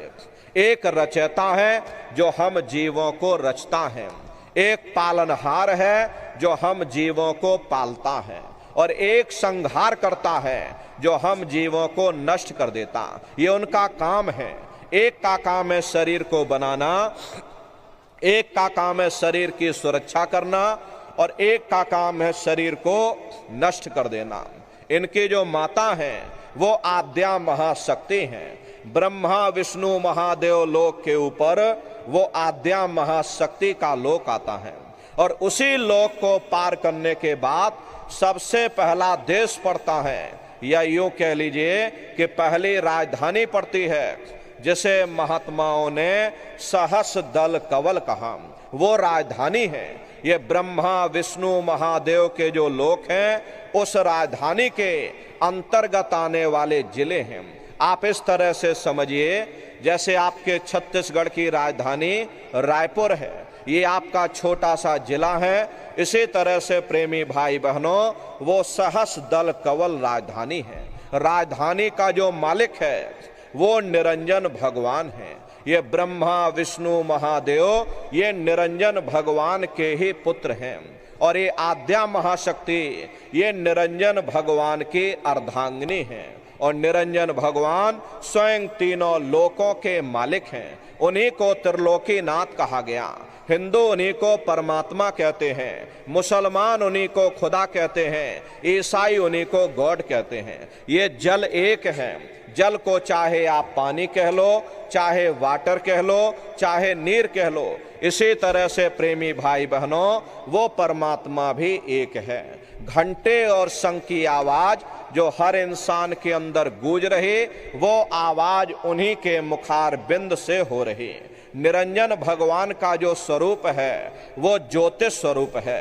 1000 बाती की अखंड ज्योति वहां पर बराबर जल रही। अरे हम लोग मंदिरों में ज्योत जलाते हैं, इस ज्योति में तेल की जरूरत पड़ती है और बाती की जरूरत पड़ती है, लेकिन वो अखंड ज्योति वहां पर ऐसी जल रही जिसमें ना तेल की जरूरत है और ना बाती की जरूरत है। महात्माओं ने लिखा है कि उल्टा कुआ गगन में और तिसमें जरे चिराग, और तिसमें जरे चिराग, बिना रोगन बिन बाती, और 6 ऋतु 12 मास जरत रहे दिन राती, और सतगुर मिले जो होए ताहि की नजर में आवे, और बिन सतगुर नहीं कोई वाह को दर्शावे। वो अखंड ज्योति ऐसी है जिससे पूरा ब्रह्मांड प्रकाशवान हो रहा। जितनी भी अवतारी शक्तियां आई, राम आए, राम को वहीं से नीचे उतारा गया। इसीलिए उस देश को अयोध्या नगरी या कौशलपुर देश भी कहा गया। अरे गोस्वामी जी महाराज जब साधना करके वहां पहुंचे, तभी गोस्वामी जी महाराज ने रामचरितमानस में लिख दिया। देखो प्रेमी भाई बहनों, रामचरितमानस में गोस्वामी जी महाराज ने जो भी लिखा है वो सब अंतर का भेद लिखा। जब उन्होंने साधना किया और साधना करके जब ऊपर गए, जो कुछ उन्होंने ऊपर जा करके अपनी दिव्य दृष्टि से देखा तो रामचरितमानस में लिख दिया। हम लोग बाहर मुखी क्रियाओं में फंसे हुए, इसीलिए हम लोग अर्थों को समझ नहीं पाते हैं और अर्थ का अनर्थ कर देते हैं। तो क्या लिखा गोस्वामी जी महाराज ने? देखिए गोस्वामी जी महाराज लिखते हैं कि मोद्यो नैन त्रिशत में भयो, पुण्य चितवत कौशलपुर गयो। जब मैंने अपने बाहर की आंख बंद की, मेरी अंतर की आंख खुल गई और मैं क्या देख रहा हूं, मैं कौशलपुर देश में पहुंच गया। मोह विलोक राम मुस्काई, मुझे देख करके राम भगवान प्रसन्न हो गए। उन्होंने ऊपर जाने का मुझे रास्ता दे दिया। मैं ऊपर जा करके क्या देख रहा हूं, उधर माज सुन अंडज राया, देखें बहु ब्रह्मांड निकाया, अति विचित्र तह लोक अनेका, रचना अधिक एक ते एका। विचित्र विचित्र भांत के वहां पर लोग बने हुए, एक से बढ़कर एक सुंदर सोने के वहां पर महल बने, जिनकी शोभा अवर्णीय है। प्रेमी भाई बहनों, वो असली अयोध्या नगरी है, वो राम भगवान का असली देश है। और जब आप लोग साधना करके वहां पहुंचोगे और अपनी दिव्य दृष्टि से जब राम भगवान के देश को, जब अयोध्या नगरी को देखोगे, देखते रह जाओगे। ये क्या ईश्वर की लीला है, कैसे उसकी कारीगरी है, अनंत उसकी सत्ता है, अनंत ही उसका प्रकाश है। हरे प्रेमी भाई बहनों, उसी आनंद को पा करके बड़े बड़े राजे महाराजाओं ने अपने राजकाज पर ठोकरें मार दी और जंगलों में जा करके नंगे हो करके नाचने लगे। मीराबाई को जब वो दौलत मिल गई, अरे मीराबाई ने राजपाट छोड़ दिया और मीराबाई कहने लगी, मैं मिल जाए पाए पीऊ अपना, तब मेरे पीर बुझानी, मेरा सुरत शब्द सहलानी। कबीर साहब को जब वो दौलत मिल गई और अन्य महात्माओं को जब वो दौलत मिल गई, उन्होंने जब ऊपर चढ़ करके देखा तो कलम तोड़ करके लिख दिया, अचरज देखा भारी साधो, अचरज देखा भारी रे, और बिना बजाए निस्दिन बाजे, घंटा शंख नगारी रे, और बहरा सुन सुन मस्त होत है, और तन की खबर बिसारी रे, बिन भूमि के महल बना है, तामे जोत जारी रे, अंधा देख देख सुख पावे, और बात बतावे सारी रे, और जीता मरकर फिर जी जावे, बिन भोजन बलधारी रे, और ब्रह्मानंद संत जन बिरला, कोई समझे बात हमारी रे। प्रेमी भाई बहनों, वो असली अयोध्या नगरी है, वो राम भगवान का असली देश है। अरे राम जी का दर्शन करने के बाद फिर तुम्हारी ये जीवात्मा दूसरे मंडल के आवाज को पकड़ करके और दूसरे मंडल की चढ़ाई करेगी।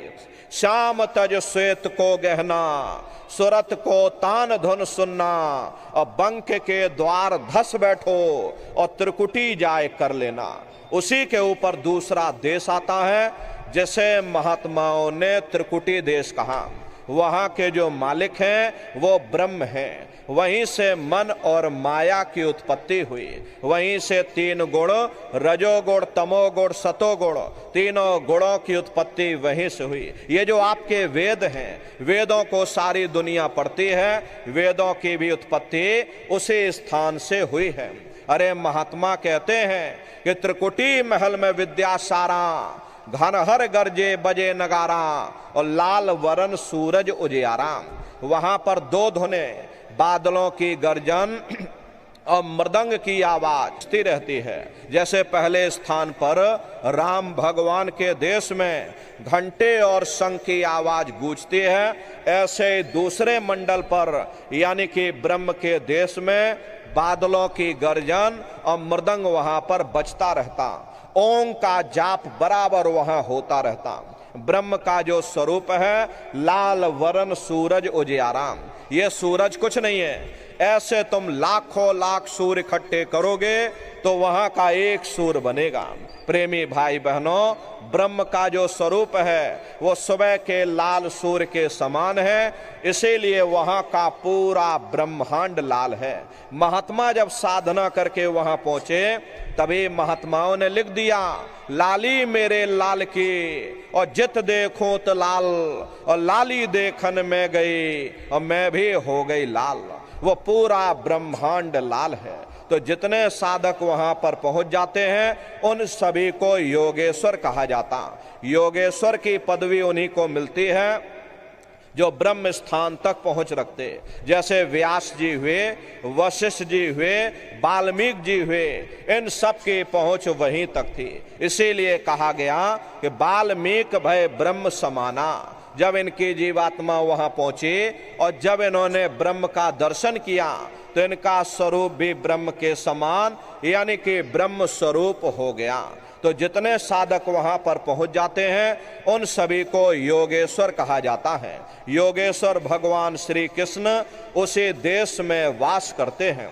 ये जो ब्रह्म देश है वो श्री कृष्ण भगवान का ही देश है और श्री कृष्ण भगवान वहीं पर रहते हैं। प्रेमी भाई बहनों, श्री कृष्ण भगवान का दर्शन करने के बाद फिर तुम्हारी ये जीवात्मा तीसरे मंडल के शब्द को पकड़ करके और तीसरे मंडल की चढ़ाई करेगी।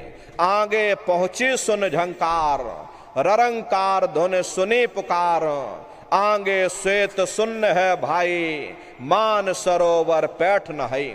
उसी के ऊपर तीसरा देश आता है जिसे महात्माओं ने सुन्न देश कहा, उसी को रारंग देश कहा जाता, उसी को अक्षर और नेति कहा जाता। वहाँ के जो मालिक हैं वो रारंग पुरुष यानी कि पर ब्रह्म पुरुष हैं। वहाँ किंगरी और सारंगी दो धुनें उस लोक में गूंजती रहती हैं और पार ब्रह्म पुरुष का जो स्वरूप है वो पूर्णमासी के चंद्रमा के समान बड़ा ही मनमोहक स्वरूप है। इसी स्थान पर प्रेमी भाई बहनों एक बहुत बड़ा अमृत का सरोवर बना है जिसे महात्माओं ने मान सरोवर कहा।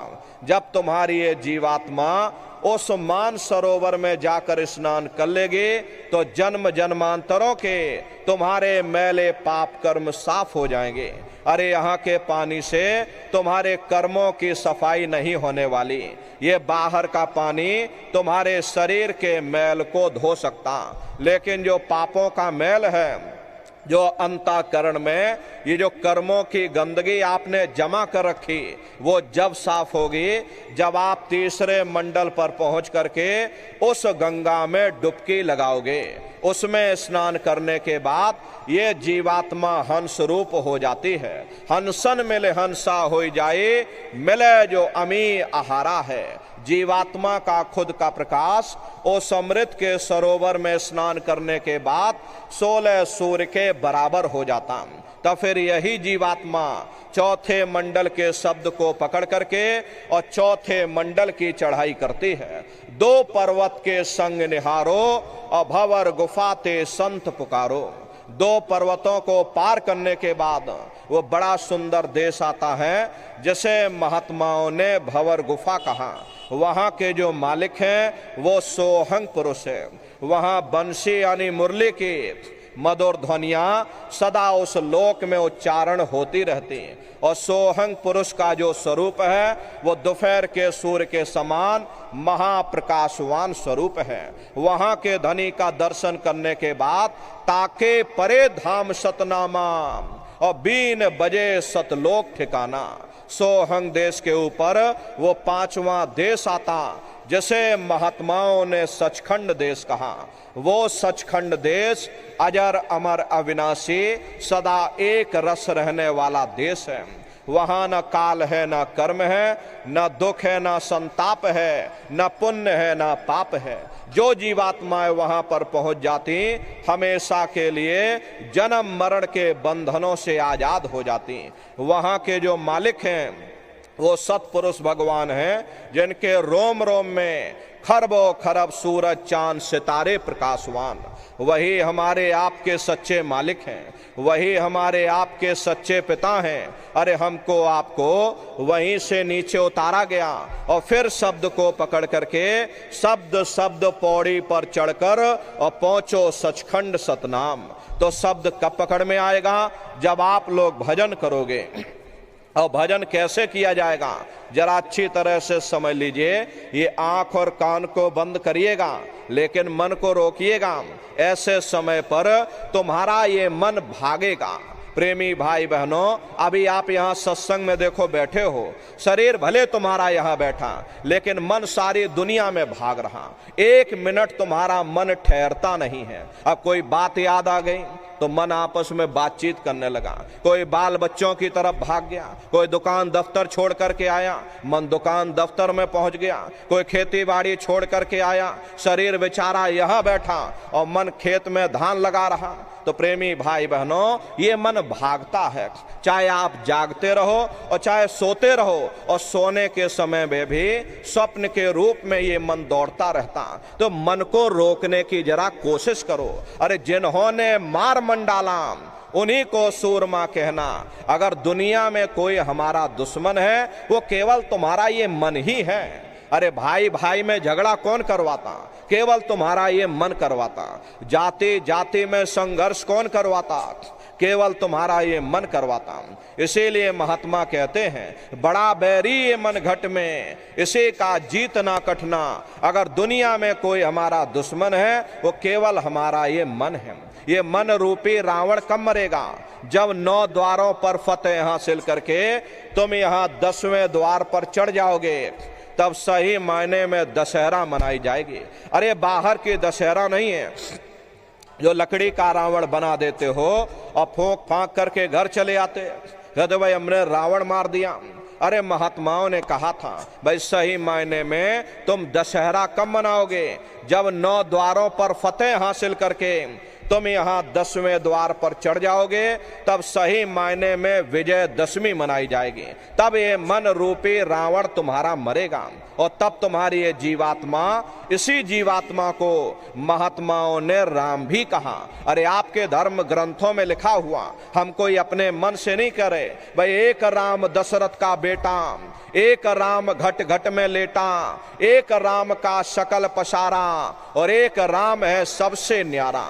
एक वो राम है जो अयोध्या के वासी हैं और एक राम घट घट में लेटे, यानी हमारी आपकी ये जीवात्मा जो हर एक के अंदर मौजूद है। महात्माओं ने कहा भाई एक वो राम है और एक राम का शकल पसारा, यानी पहले स्थान के मालिक वो निरंजन भगवान जिनको दुनिया त्रिलोकीनाथ कहती है, जिनका ये पूरा पसारा, ये पूरा संसार है। महात्माओं ने कहा भाई एक वो राम है और एक राम है सबसे न्यारा, 5वें स्थान के मालिक वो सतपुरुष भगवान जो हमारे आपके सच्चे पिता हैं। महात्माओं ने कहा भाई एक वो राम है। तो महात्मा तो उस राम की महिमा गाते हैं। मोटी बात आप पकड़िए कि भजन कैसे करोगे, ये आंख और कान को बंद कर लेना, ऊंचा ध्यान दे करके सुनिएगा।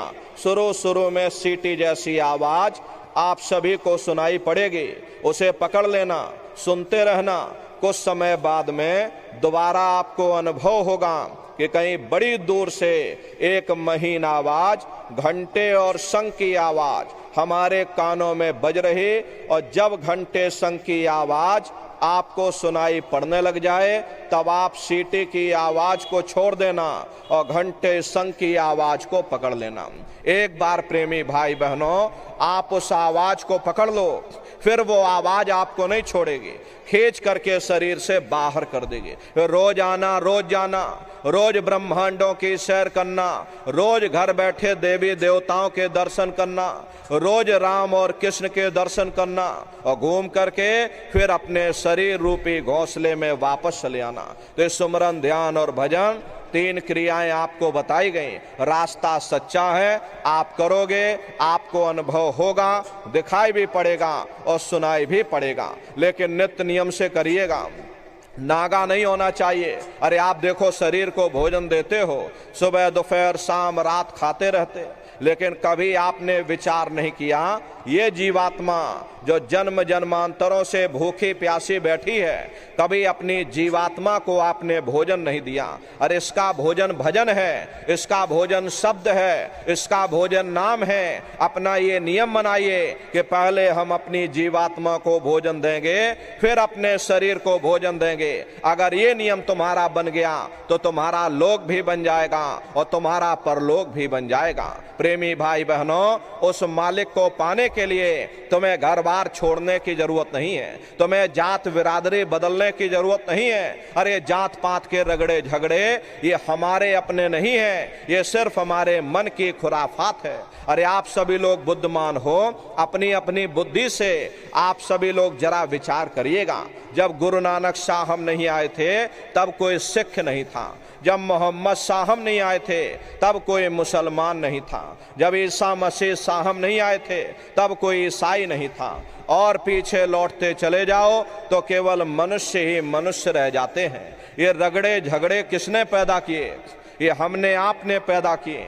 अरे कोई भी महात्मा यहाँ पर आकर के ना कोई कौम मनाने आता, ना कोई मजहब चलाने आते, ना कोई जात और बिरादरी को बदलने आते हैं, और ना ही आप हमारे हाथों में ये डंडे और तलवारें देने के लिए आते। अरे आप तो सच्चा मार्ग, सनातन मार्ग समझाने के लिए इस धरा भूमि पर शरीर रूप में अवतरित होते हैं। जाति पाति पूछे नहीं कोई, और हरि का भजय सो हरि का होई। लोग यहाँ जात पात बनाते बनाते मर गए, लेकिन प्रेमी भाई बहनों, जब तुम्हारी ये जीवात्मा इस मनुष्य रूपी चोले को छोड़ करके ऊपर धर्मराज की कचहरी में पहुंचेगी, तो वहां न तुमसे ये पूछा जाएगा कि भाई तुम के जाति के हो, या तुम किस कौम के हो, या तुम किस मजहब के हो। अरे भाई तुम हिंदू हो या मुसलमान हो, तुम हिंदुस्तान से आए हो या तुम पाकिस्तान से आए हो। अरे वहां तुम्हारे कर्म देखे जाएंगे, भक्ति भाव देखा जाएगा, मालिक से मिलने का प्रेम और प्यार देखा जाएगा। इसीलिए महात्मा कहते हैं भाई मालिक को पाने के लिए तुम्हें जात बिरादरी बदलने की जरूरत नहीं है, तुम्हें घर परिवार छोड़ने की जरूरत नहीं है, तुम्हें बाल बच्चों को छोड़ने की जरूरत नहीं है, तुम्हें जंगलों पहाड़ों में भटकने की जरूरत नहीं है, तुम्हें साधु सन्यासी और बाबा बनने की जरूरत नहीं। अरे भाई तुम अपने अपने घर परिवार में रहो, अपने अपने बाल बच्चों के साथ रहो, अपने अपने समाज में रहो, समाज की रीत नीति के अनुसार रहो, मेहनत और ईमानदारी से काम करो, और 24 घंटे में घंटा 2 घंटा अपनी जीवात्मा के कल्याण के लिए सुरत शब्द नाम की कमाई यानी सुमरन ध्यान और भजन करिएगा। यही दौलत तुम्हारे काम आएगी, और बाकी सब रगड़े झगड़े ये सब तुम्हारे यहीं पड़े रह जाएंगे। सुई की एक नोक भी तुम्हारे साथ में जाने वाली नहीं है। अरे बड़े बड़े राजे महाराजे आए, सारी जिंदगी उन्होंने ये किला बनाते बनाते गुजार दिया। आज उनके किलों को जाकर देखिए, आज खंडहर बने पड़े हुए। विश्व विजेता सिकंदर सारी दुनिया पर राज करने का ख्वाब देखता था, वो भी मुट्ठी खोल करके चला गया। कोई क्या साथ लेकर के जाएगा? जो चीज तुम्हारे साथ में जाने वाली वो केवल परमात्मा की भक्ति है। इसलिए प्रेमी भाई बहनों, वो दौलत कमा लो जो अंत समय तुम्हारे काम आवे, वरना ये समय तुम्हारा निकलता जा रहा। ये बेसुधी में, बेहोशी में ये श्वासों की पूंजी ये दिन प्रतिदिन कम होती जा रही, और एक समय ऐसा आएगा ये बुलबुला तुम्हारा फूट जाएगा। फिर न जाने ये मनुष्य शरीर तुमको मिले ना मिले, अरे भटकते रह जाओगे युगों युगों के लिए उन नरकों और चौरासियों में। इसलिए प्रेमी भाई बहनों, अहो भाग्य है आपका, आपको ये मनुष्य शरीर मिल गया, ये मौका आपको मिल गया। इस मनुष्य रूपी मंदिर में बैठ करके वो आत्म धन कमा लो, वो रूहानी खजाना कमा लो, जिससे तुम्हारी जीवात्मा का कल्याण हो जावे। तो सुमरन ध्यान और भजन नित्य नियम से आप लोग करिएगा। और देखो प्रेमी भाई बहनों, सभी लोग शाकाहारी रहना, क्योंकि हमारे गुरु महाराज ने शाकाहार पर विशेष जोर दिया। गुरु महाराज हमारे कहते थे कि बच्चे बच्चियों तुम लोग शाकाहारी रहना, शाकाहार का प्रचार करते रहना, इसी से देश और दुनिया में भारी परिवर्तन होगा। प्रेमी भाई बहनों, परिवर्तन कोई कानून बनाने से नहीं होता, परिवर्तन कोई सजा देने से नहीं होता, परिवर्तन कोई आंदोलन या तोड़फोड़ करने से नहीं होता। परिवर्तन तब होता है जब लोगों के विचार बदलते, लोगों की भावनाएं बदलती हैं, और विचार जब बदलेंगे जब लोगों का खान पान शुद्ध होगा। अरे देसी कहावत है भाई, जैसा खाए अन्न वैसा होए मन। जब इंसान पशुव्रती भोजन करेगा तो उसकी बुद्धि स्वतः ही पशुओं जैसी हो जाएगी, सोच विचार उसका चिंतन स्वतः ही पशुओं जैसा हो जाएगा। फिर जिस शराब के नशे में माँ बहन बेटी की पहचान खत्म हो जाए, उस शराब को पी करके यह कैसे पता चलेगा कि क्या अच्छा और क्या बुरा है? यही कारण है कि आज घर समाज में यह दुनिया भर के अत्याचार और दुनिया भर के व्यभिचार फैले हुए। अरे हम लोग देखिए मंदिर बनवाते हैं, उन मंदिरों में नहा धो करके जाते, कहते भाई परमात्मा के रहने की जगह है, हमको नहा धो करके जाना चाहिए, फूल अगरबत्ती ले जाना चाहिए। कोई उन मंदिरों में कूड़ा कचड़ा नहीं डालता। अगर कूड़ा कचड़ा डालोगे तो आपस में लाठियां चल जाएंगी। फिर ये जो हरि मंदिर है, ये पंच भौतिक शरीर जिसे महात्माओं ने हरि मंदिर कहा, अरे इसमें तुम हाड़ मांस के लोथड़े डालते हो, इसमें तुम शराब के कतरे डालते हो। अपने बनाए हुए मंदिर की आप कद्र करोगे और परमात्मा के बनाए हुए इस हरि मंदिर को तुमने जीते जी कब्रिस्तान बना दिया तो सख्त सजा मिलेगी।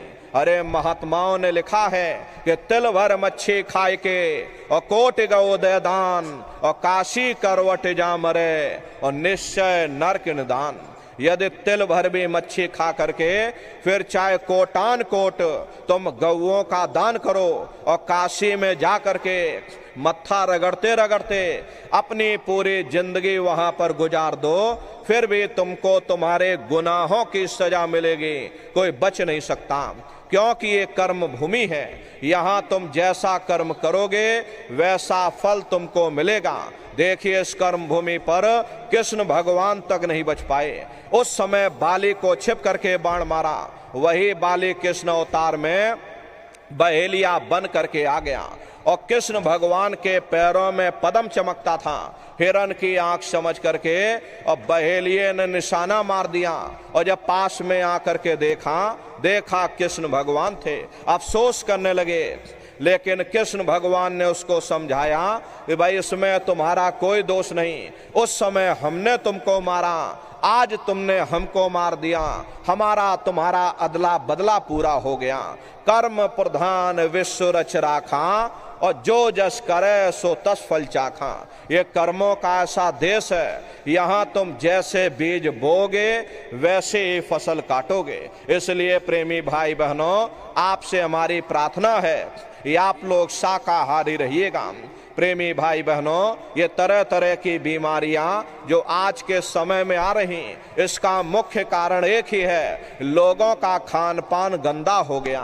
अरे अपनी बुद्धि से विचार करिए, इंसानों के खून में जब जानवरों का खून मिल जाएगा, इंसानों के अंदर जब जानवरों के कीटाणु पहुंच जाएंगे तो ना जानवरों की दवा काम में आएगी ना इंसानों की दवा काम में आएगी, तो परिणाम क्या होगा? ऐसी महामारियां फैलेंगी। इसलिए प्रेमी भाई बहनों, आपसे हमारी प्रार्थना है कि आप लोग शाकाहारी रहिएगा। कोई ऐसा नशा मत करना जिससे बुद्धि तुम्हारी पागल हो जाए और घर में माँ बहन बेटी की पहचान खो दो। अरे आप अपने आप को कट्टर हिंदू मानते हो, अरे भाई हम कट्टर हिंदू हैं, हमसे बड़ा सनातनी दुनिया में कोई नहीं, हम धर्म के ठेकेदार हैं, हम राम को मानने वाले हैं और हम कृष्ण को मानने वाले। अरे भाई आप राम को मानते हो और आप कृष्ण को मानते हो तो उनके आदर्शों पर भी चलना सीखो। राम ने कभी नहीं कहा कि तुम मांस खाओ या कृष्ण ने कभी नहीं कहा कि तुम शराब पियो। जितने देवी देवता अवतार हुए सभी यही कह करके गए, अहिंसा परमो धर्मा। अगर हमने किसी को बनाया नहीं तो मिटाने का अधिकार हमारे पास नहीं। अरे आप इंसान हो, इंसान का काम है दया करने का, दया धर्म का मूल है। इसलिए आप जीवों पर रहम करो, रूहों पर रहम करो। सभी लोग शाकाहारी रहना और शाकाहार का प्रचार अपने अपने क्षेत्रों में बराबर आप लोग करते रहिएगा। अरे सतयुग कैसे आएगा? राम राज कैसे आएगा? राम राज कोई नारा लगाने से नहीं आएगा, राम राज कोई भाषण देने से नहीं आएगा। राम राज जब आएगा जब लोगों के अंदर अच्छे विचार आएंगे। वरना राम के समय में भी रावण जैसे असुर होते थे, कृष्ण के समय में भी अरे कंस जैसे असुर होते थे। अरे तब भी लड़ाइयां होती थी, तब भी झगड़े होते थे, तब भी युद्ध हुआ करता था। राम राज का मतलब है अच्छे विचारों का आना, और अच्छे विचार जब आएंगे जब हर इंसान मानव धर्म का पालन करेगा। और मानव धर्म क्या कहता है? सत्य, दया, अहिंसा, प्रेम और करुणा, यही मानव धर्म का आधार है। जब मानव के अंदर मानवता आ जाएगी, मानव के अंदर दया आ जाएगी, मानव के अंदर करुणा आ जाएगी, ये मानव दूसरों की पीड़ा को अपनी पीड़ा समझने लगेगा। और जब इंसान के अंदर इंसानियत आ जाएगी तब सही मायने में देश में राम राज आ जाएगा। इसीलिए महात्मा कहते हैं भाई राम राज को लाना है तो पहले मानव धर्म अपनाना है, पहले मानव को मानव धर्म अपनाना पड़ेगा। इसीलिए हमारे गुरु महाराज कहकर गए, बच्चा गांव गांव में तुम भजन केंद्र की स्थापना करो, गांव गांव के लोग भजन करने लग जाएं, गांव गांव में सत्संग होने लग जाए, गांव गांव के लोग शाकाहारी हो जाएं, गांव गांव के लोग सदाचारी हो जाएं, गांव गांव के लोग चरित्रवान हो जाएं, आंखों में माँ बहन बेटी की पहचान कायम हो जाए। तो जब हमारा ये गांव बदल जाएगा, ये पूरा समाज बदल जाएगा, निश्चय ही कलयुग में सतयुग आ जाएगा। इसलिए प्रेमी भाई बहनों, धर्म के प्रचार में आप सभी लोग अपना अपना योगदान दीजिएगा। देखिए हमारे गुरु महाराज परम संत बाबा जय गुरुदेव जी महाराज ने एक अच्छे समाज के निर्माण के लिए, चरित्रोत्थान के लिए, लोगों को शाकाहारी और सदाचारी बनाने के लिए 116 वर्ष की आयु तक अथक मेहनत और परिश्रम किया। हमारे गुरु महाराज ने अपने गुरु की याद में मथुरा आश्रम पर इतना विशाल मंदिर बनवाया।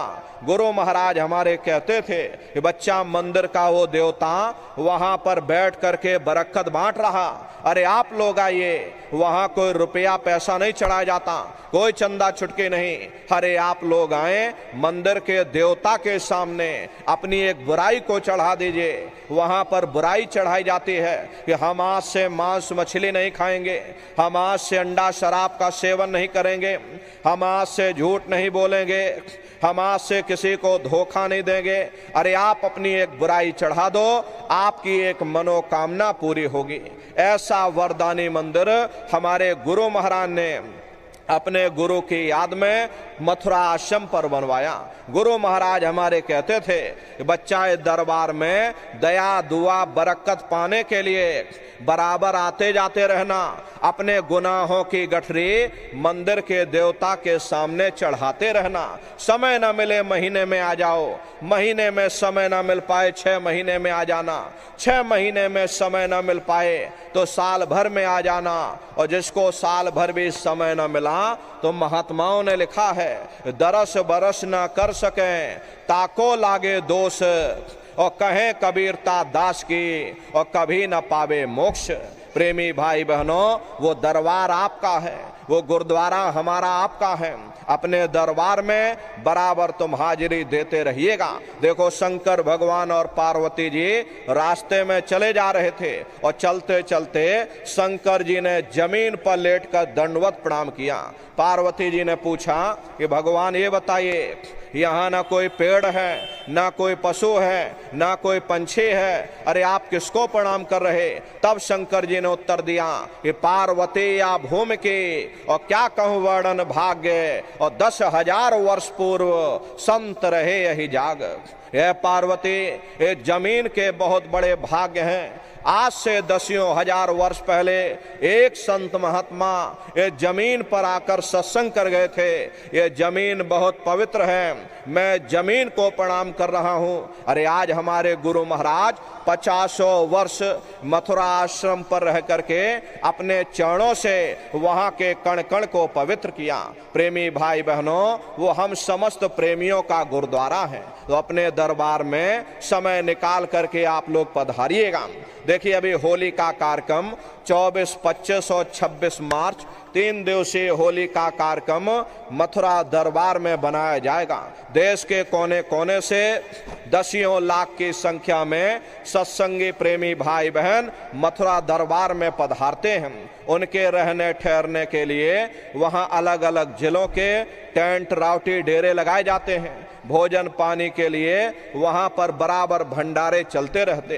अपना बहुत बड़ा आश्रम है, करीब करीब 10 किलोमीटर के व्यास में अपना आश्रम बना हुआ, वहीं पर एक कार्यक्रम होता है। अपने आश्रम पर गुरु महाराज की एक छोटी सी गौशाला भी है। गुरु महाराज के पास में कुल 2 गाय थी।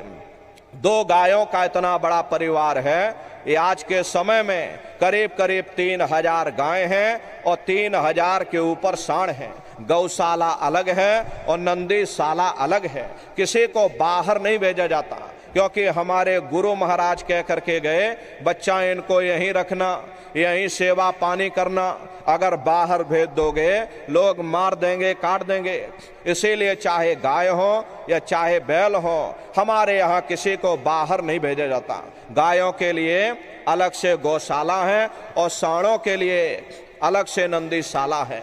उसी के बगल में अपना एक बहुत बड़ा विद्यालय है जिसमें 2,500 से 3,000 बच्चे निःशुल्क विद्यादान करते हैं। कॉपी किताब पढ़ाई लिखाई भोजन पानी बिल्कुल निःशुल्क है। और उसी के बगल में अपना एक बहुत बड़ा अस्पताल है।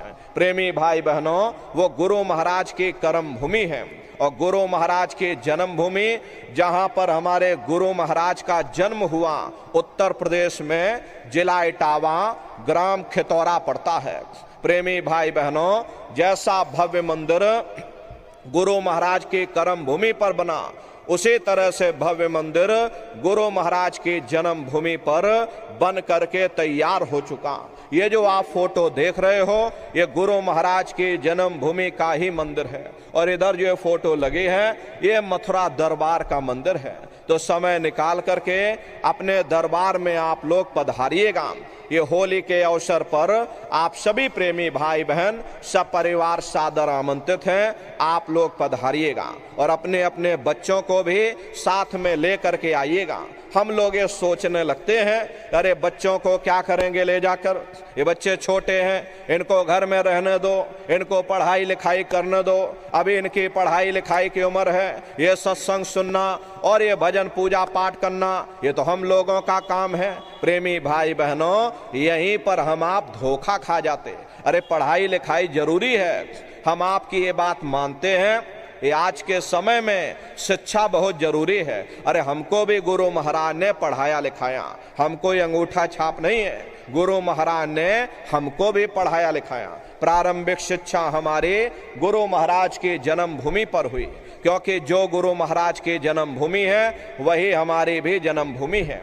1 से लेके 5 तक हम खितौरा में ही पढ़ाई किए। उसके बाद गुरु महाराज अपने साथ मथुरा ले गए।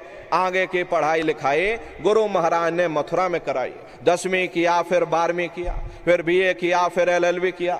तो कहने का मतलब ये है कि गुरु महाराज ने हमको भी पढ़ाया लिखाया। लेकिन प्रेमी भाई बहनों, पढ़ाई लिखाई के साथ साथ अच्छे संस्कार भी जरूरी हैं। और संस्कार कोई MA BA की डिग्री करने से ही नहीं पड़ जाते। अगर MA BA की डिग्री कर लेने से ही इन बच्चों के अंदर संस्कार पड़ गए होते तो हिंदुस्तान में इतने वृद्धाश्रम न खोले जाते। अरे संस्कार पढ़ेंगे महात्माओं के वचनों से, संस्कार पढ़ेंगे सत्संग के माध्यम से। ये बच्चे देश के भविष्य हैं। इन बच्चों के अंदर अच्छे संस्कार डालना ये समय की बहुत बड़ी मांग है। अरे आज के समय में बच्चों के अंदर संस्कारों की कमी देखी जा रही, वरना पहले के समय में अकेले माँ बाप अपने 4-4 बच्चों को पाल लेते थे। लेकिन आज के समय में वही 4-4 बच्चे, अरे वही MA BA और डिग्री और डिप्लोमा किए हुए बच्चे अपने माँ बाप को रोटी नहीं खिला पा रहे। शादी हो जाती है, घर परिवार बांट करके रख दिया, जमीन जायदाद बांट करके रख दी, यहाँ तक कि बूढ़े माँ बाप को भी बांट करके रख दिया। ये 10 दिन तुम हमारे घर में छोड़ दो और 10 दिन बाद तुम अपने घर ले जाना रोटी खिलाना। शराब के नशे में ये छोटे छोटे बच्चे देखो रोडों पर घूम रहे। प्रेमी भाई बहनों, ये सब क्या है? ये संस्कारों की कमी है। ऐ माताओं बहनों, अरे बच्चे तुम्हारी धरोहर हैं, ये बच्चे तुम्हारे जीवन की पूंजी हैं। अरे अपनी पूंजी को संभाल करके रखिएगा। इन बच्चों को आप बचपन से तैयार करिए, इनको अच्छी शिक्षा देना, इनको अच्छे संस्कार देना, इनको शाकाहारी बनाना, इनको सदाचारी बनाना, इनको चरित्रवान बनाना। अरे इनको भी तुम राम और कृष्ण बना दो। यही बच्चे बड़े हो करके माँ बाप का नाम रोशन करेंगे, घर और समाज का नाम रोशन करेंगे। इसलिए प्रेमी भाई बहनों, अपने अपने बच्चों के साथ, इष्ट मिष्ट परिवार वालों के साथ आप सभी प्रेमी भाई बहन होली के अवसर पर सब परिवार सादर आमंत्रित हैं। आप लोग पधारिएगा। सुमरन, ध्यान और भजन बराबर आप लोग करते रहना। इतना जान लीजिए प्रेमी भाई बहनों, रास्ता बिल्कुल सच्चा है। आप करोगे, आपको अनुभव होगा, दिखाई भी पड़ेगा, सुनाई भी पड़ेगा। अरे तुम्हारा लोक भी बन जाएगा और तुम्हारा परलोक भी बन जाएगा। इसलिए प्रेमी भाई बहनों, नित्य सुमरन, ध्यान और भजन बराबर आप लोग करते रहिएगा। दवाई हमने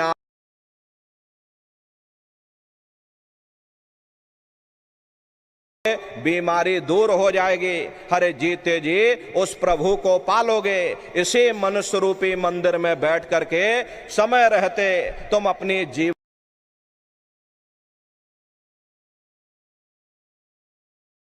में ऐसा आएगा, ये बुलबुला फूट जाएगा, फिर दोबारा ये मनुष्य शरीर तुमको नहीं मिलेगा। तुम भटकते रह जाओगे युगों युगों के लिए उन नरकों और चौरासियों में। इसलिए प्रेमी भाई बहनों, ये मनुष्य शरीर आपको मिल गया, ये मौका आपको मिल गया। इस मनुष्य रूपी मंदिर में बैठ करके वो आत्म धन कमा लेना, वो रूहानी खजाना कमा लो, जिससे तुम्हारी जीवात्मा का कल्याण हो जावे। तो सुमरन, ध्यान और भजन नित्य नियम से आप लोग करिएगा। इसी के साथ अब हम अपनी वाणी को विराम देते हैं। आप लोगों ने अपना कीमती समय हमको दिया, इसके लिए आप सभी प्रेमी भाई बहनों को बहुत बहुत साधुवाद है। कहने सुनने में यदि हमसे कोई गलती भूल चूक हुई हो, अरे हम तो छोटे हैं, आप सभी लोग हमारी माताएं बहनें बूढ़े बुजुर्ग हमको छोटा समझ करके आप सभी प्रेमी भाई बहन हमको क्षमा करिएगा। बोलो जय गुरुदेव, जय गुरुदेव। अब आप सभी लोग खड़े हो जाइए। सभी लोग खड़े हो करके मालिक के पास से उच्चारण करेंगे। बोलो जय गुरुदेव, जय गुरुदेव, जय गुरुदेव, जय गुरुदेव।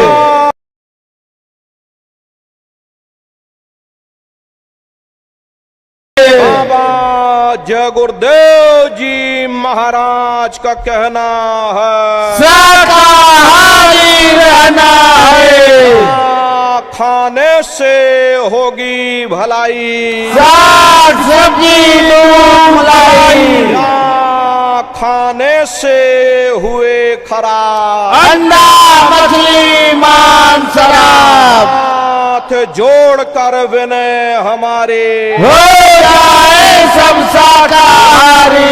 बाबा जी की अर्जी है, आगे आपकी मर्जी है। बाबा जय गुरुदेव जी महाराज का कहना है, शाकाहारी रहना है।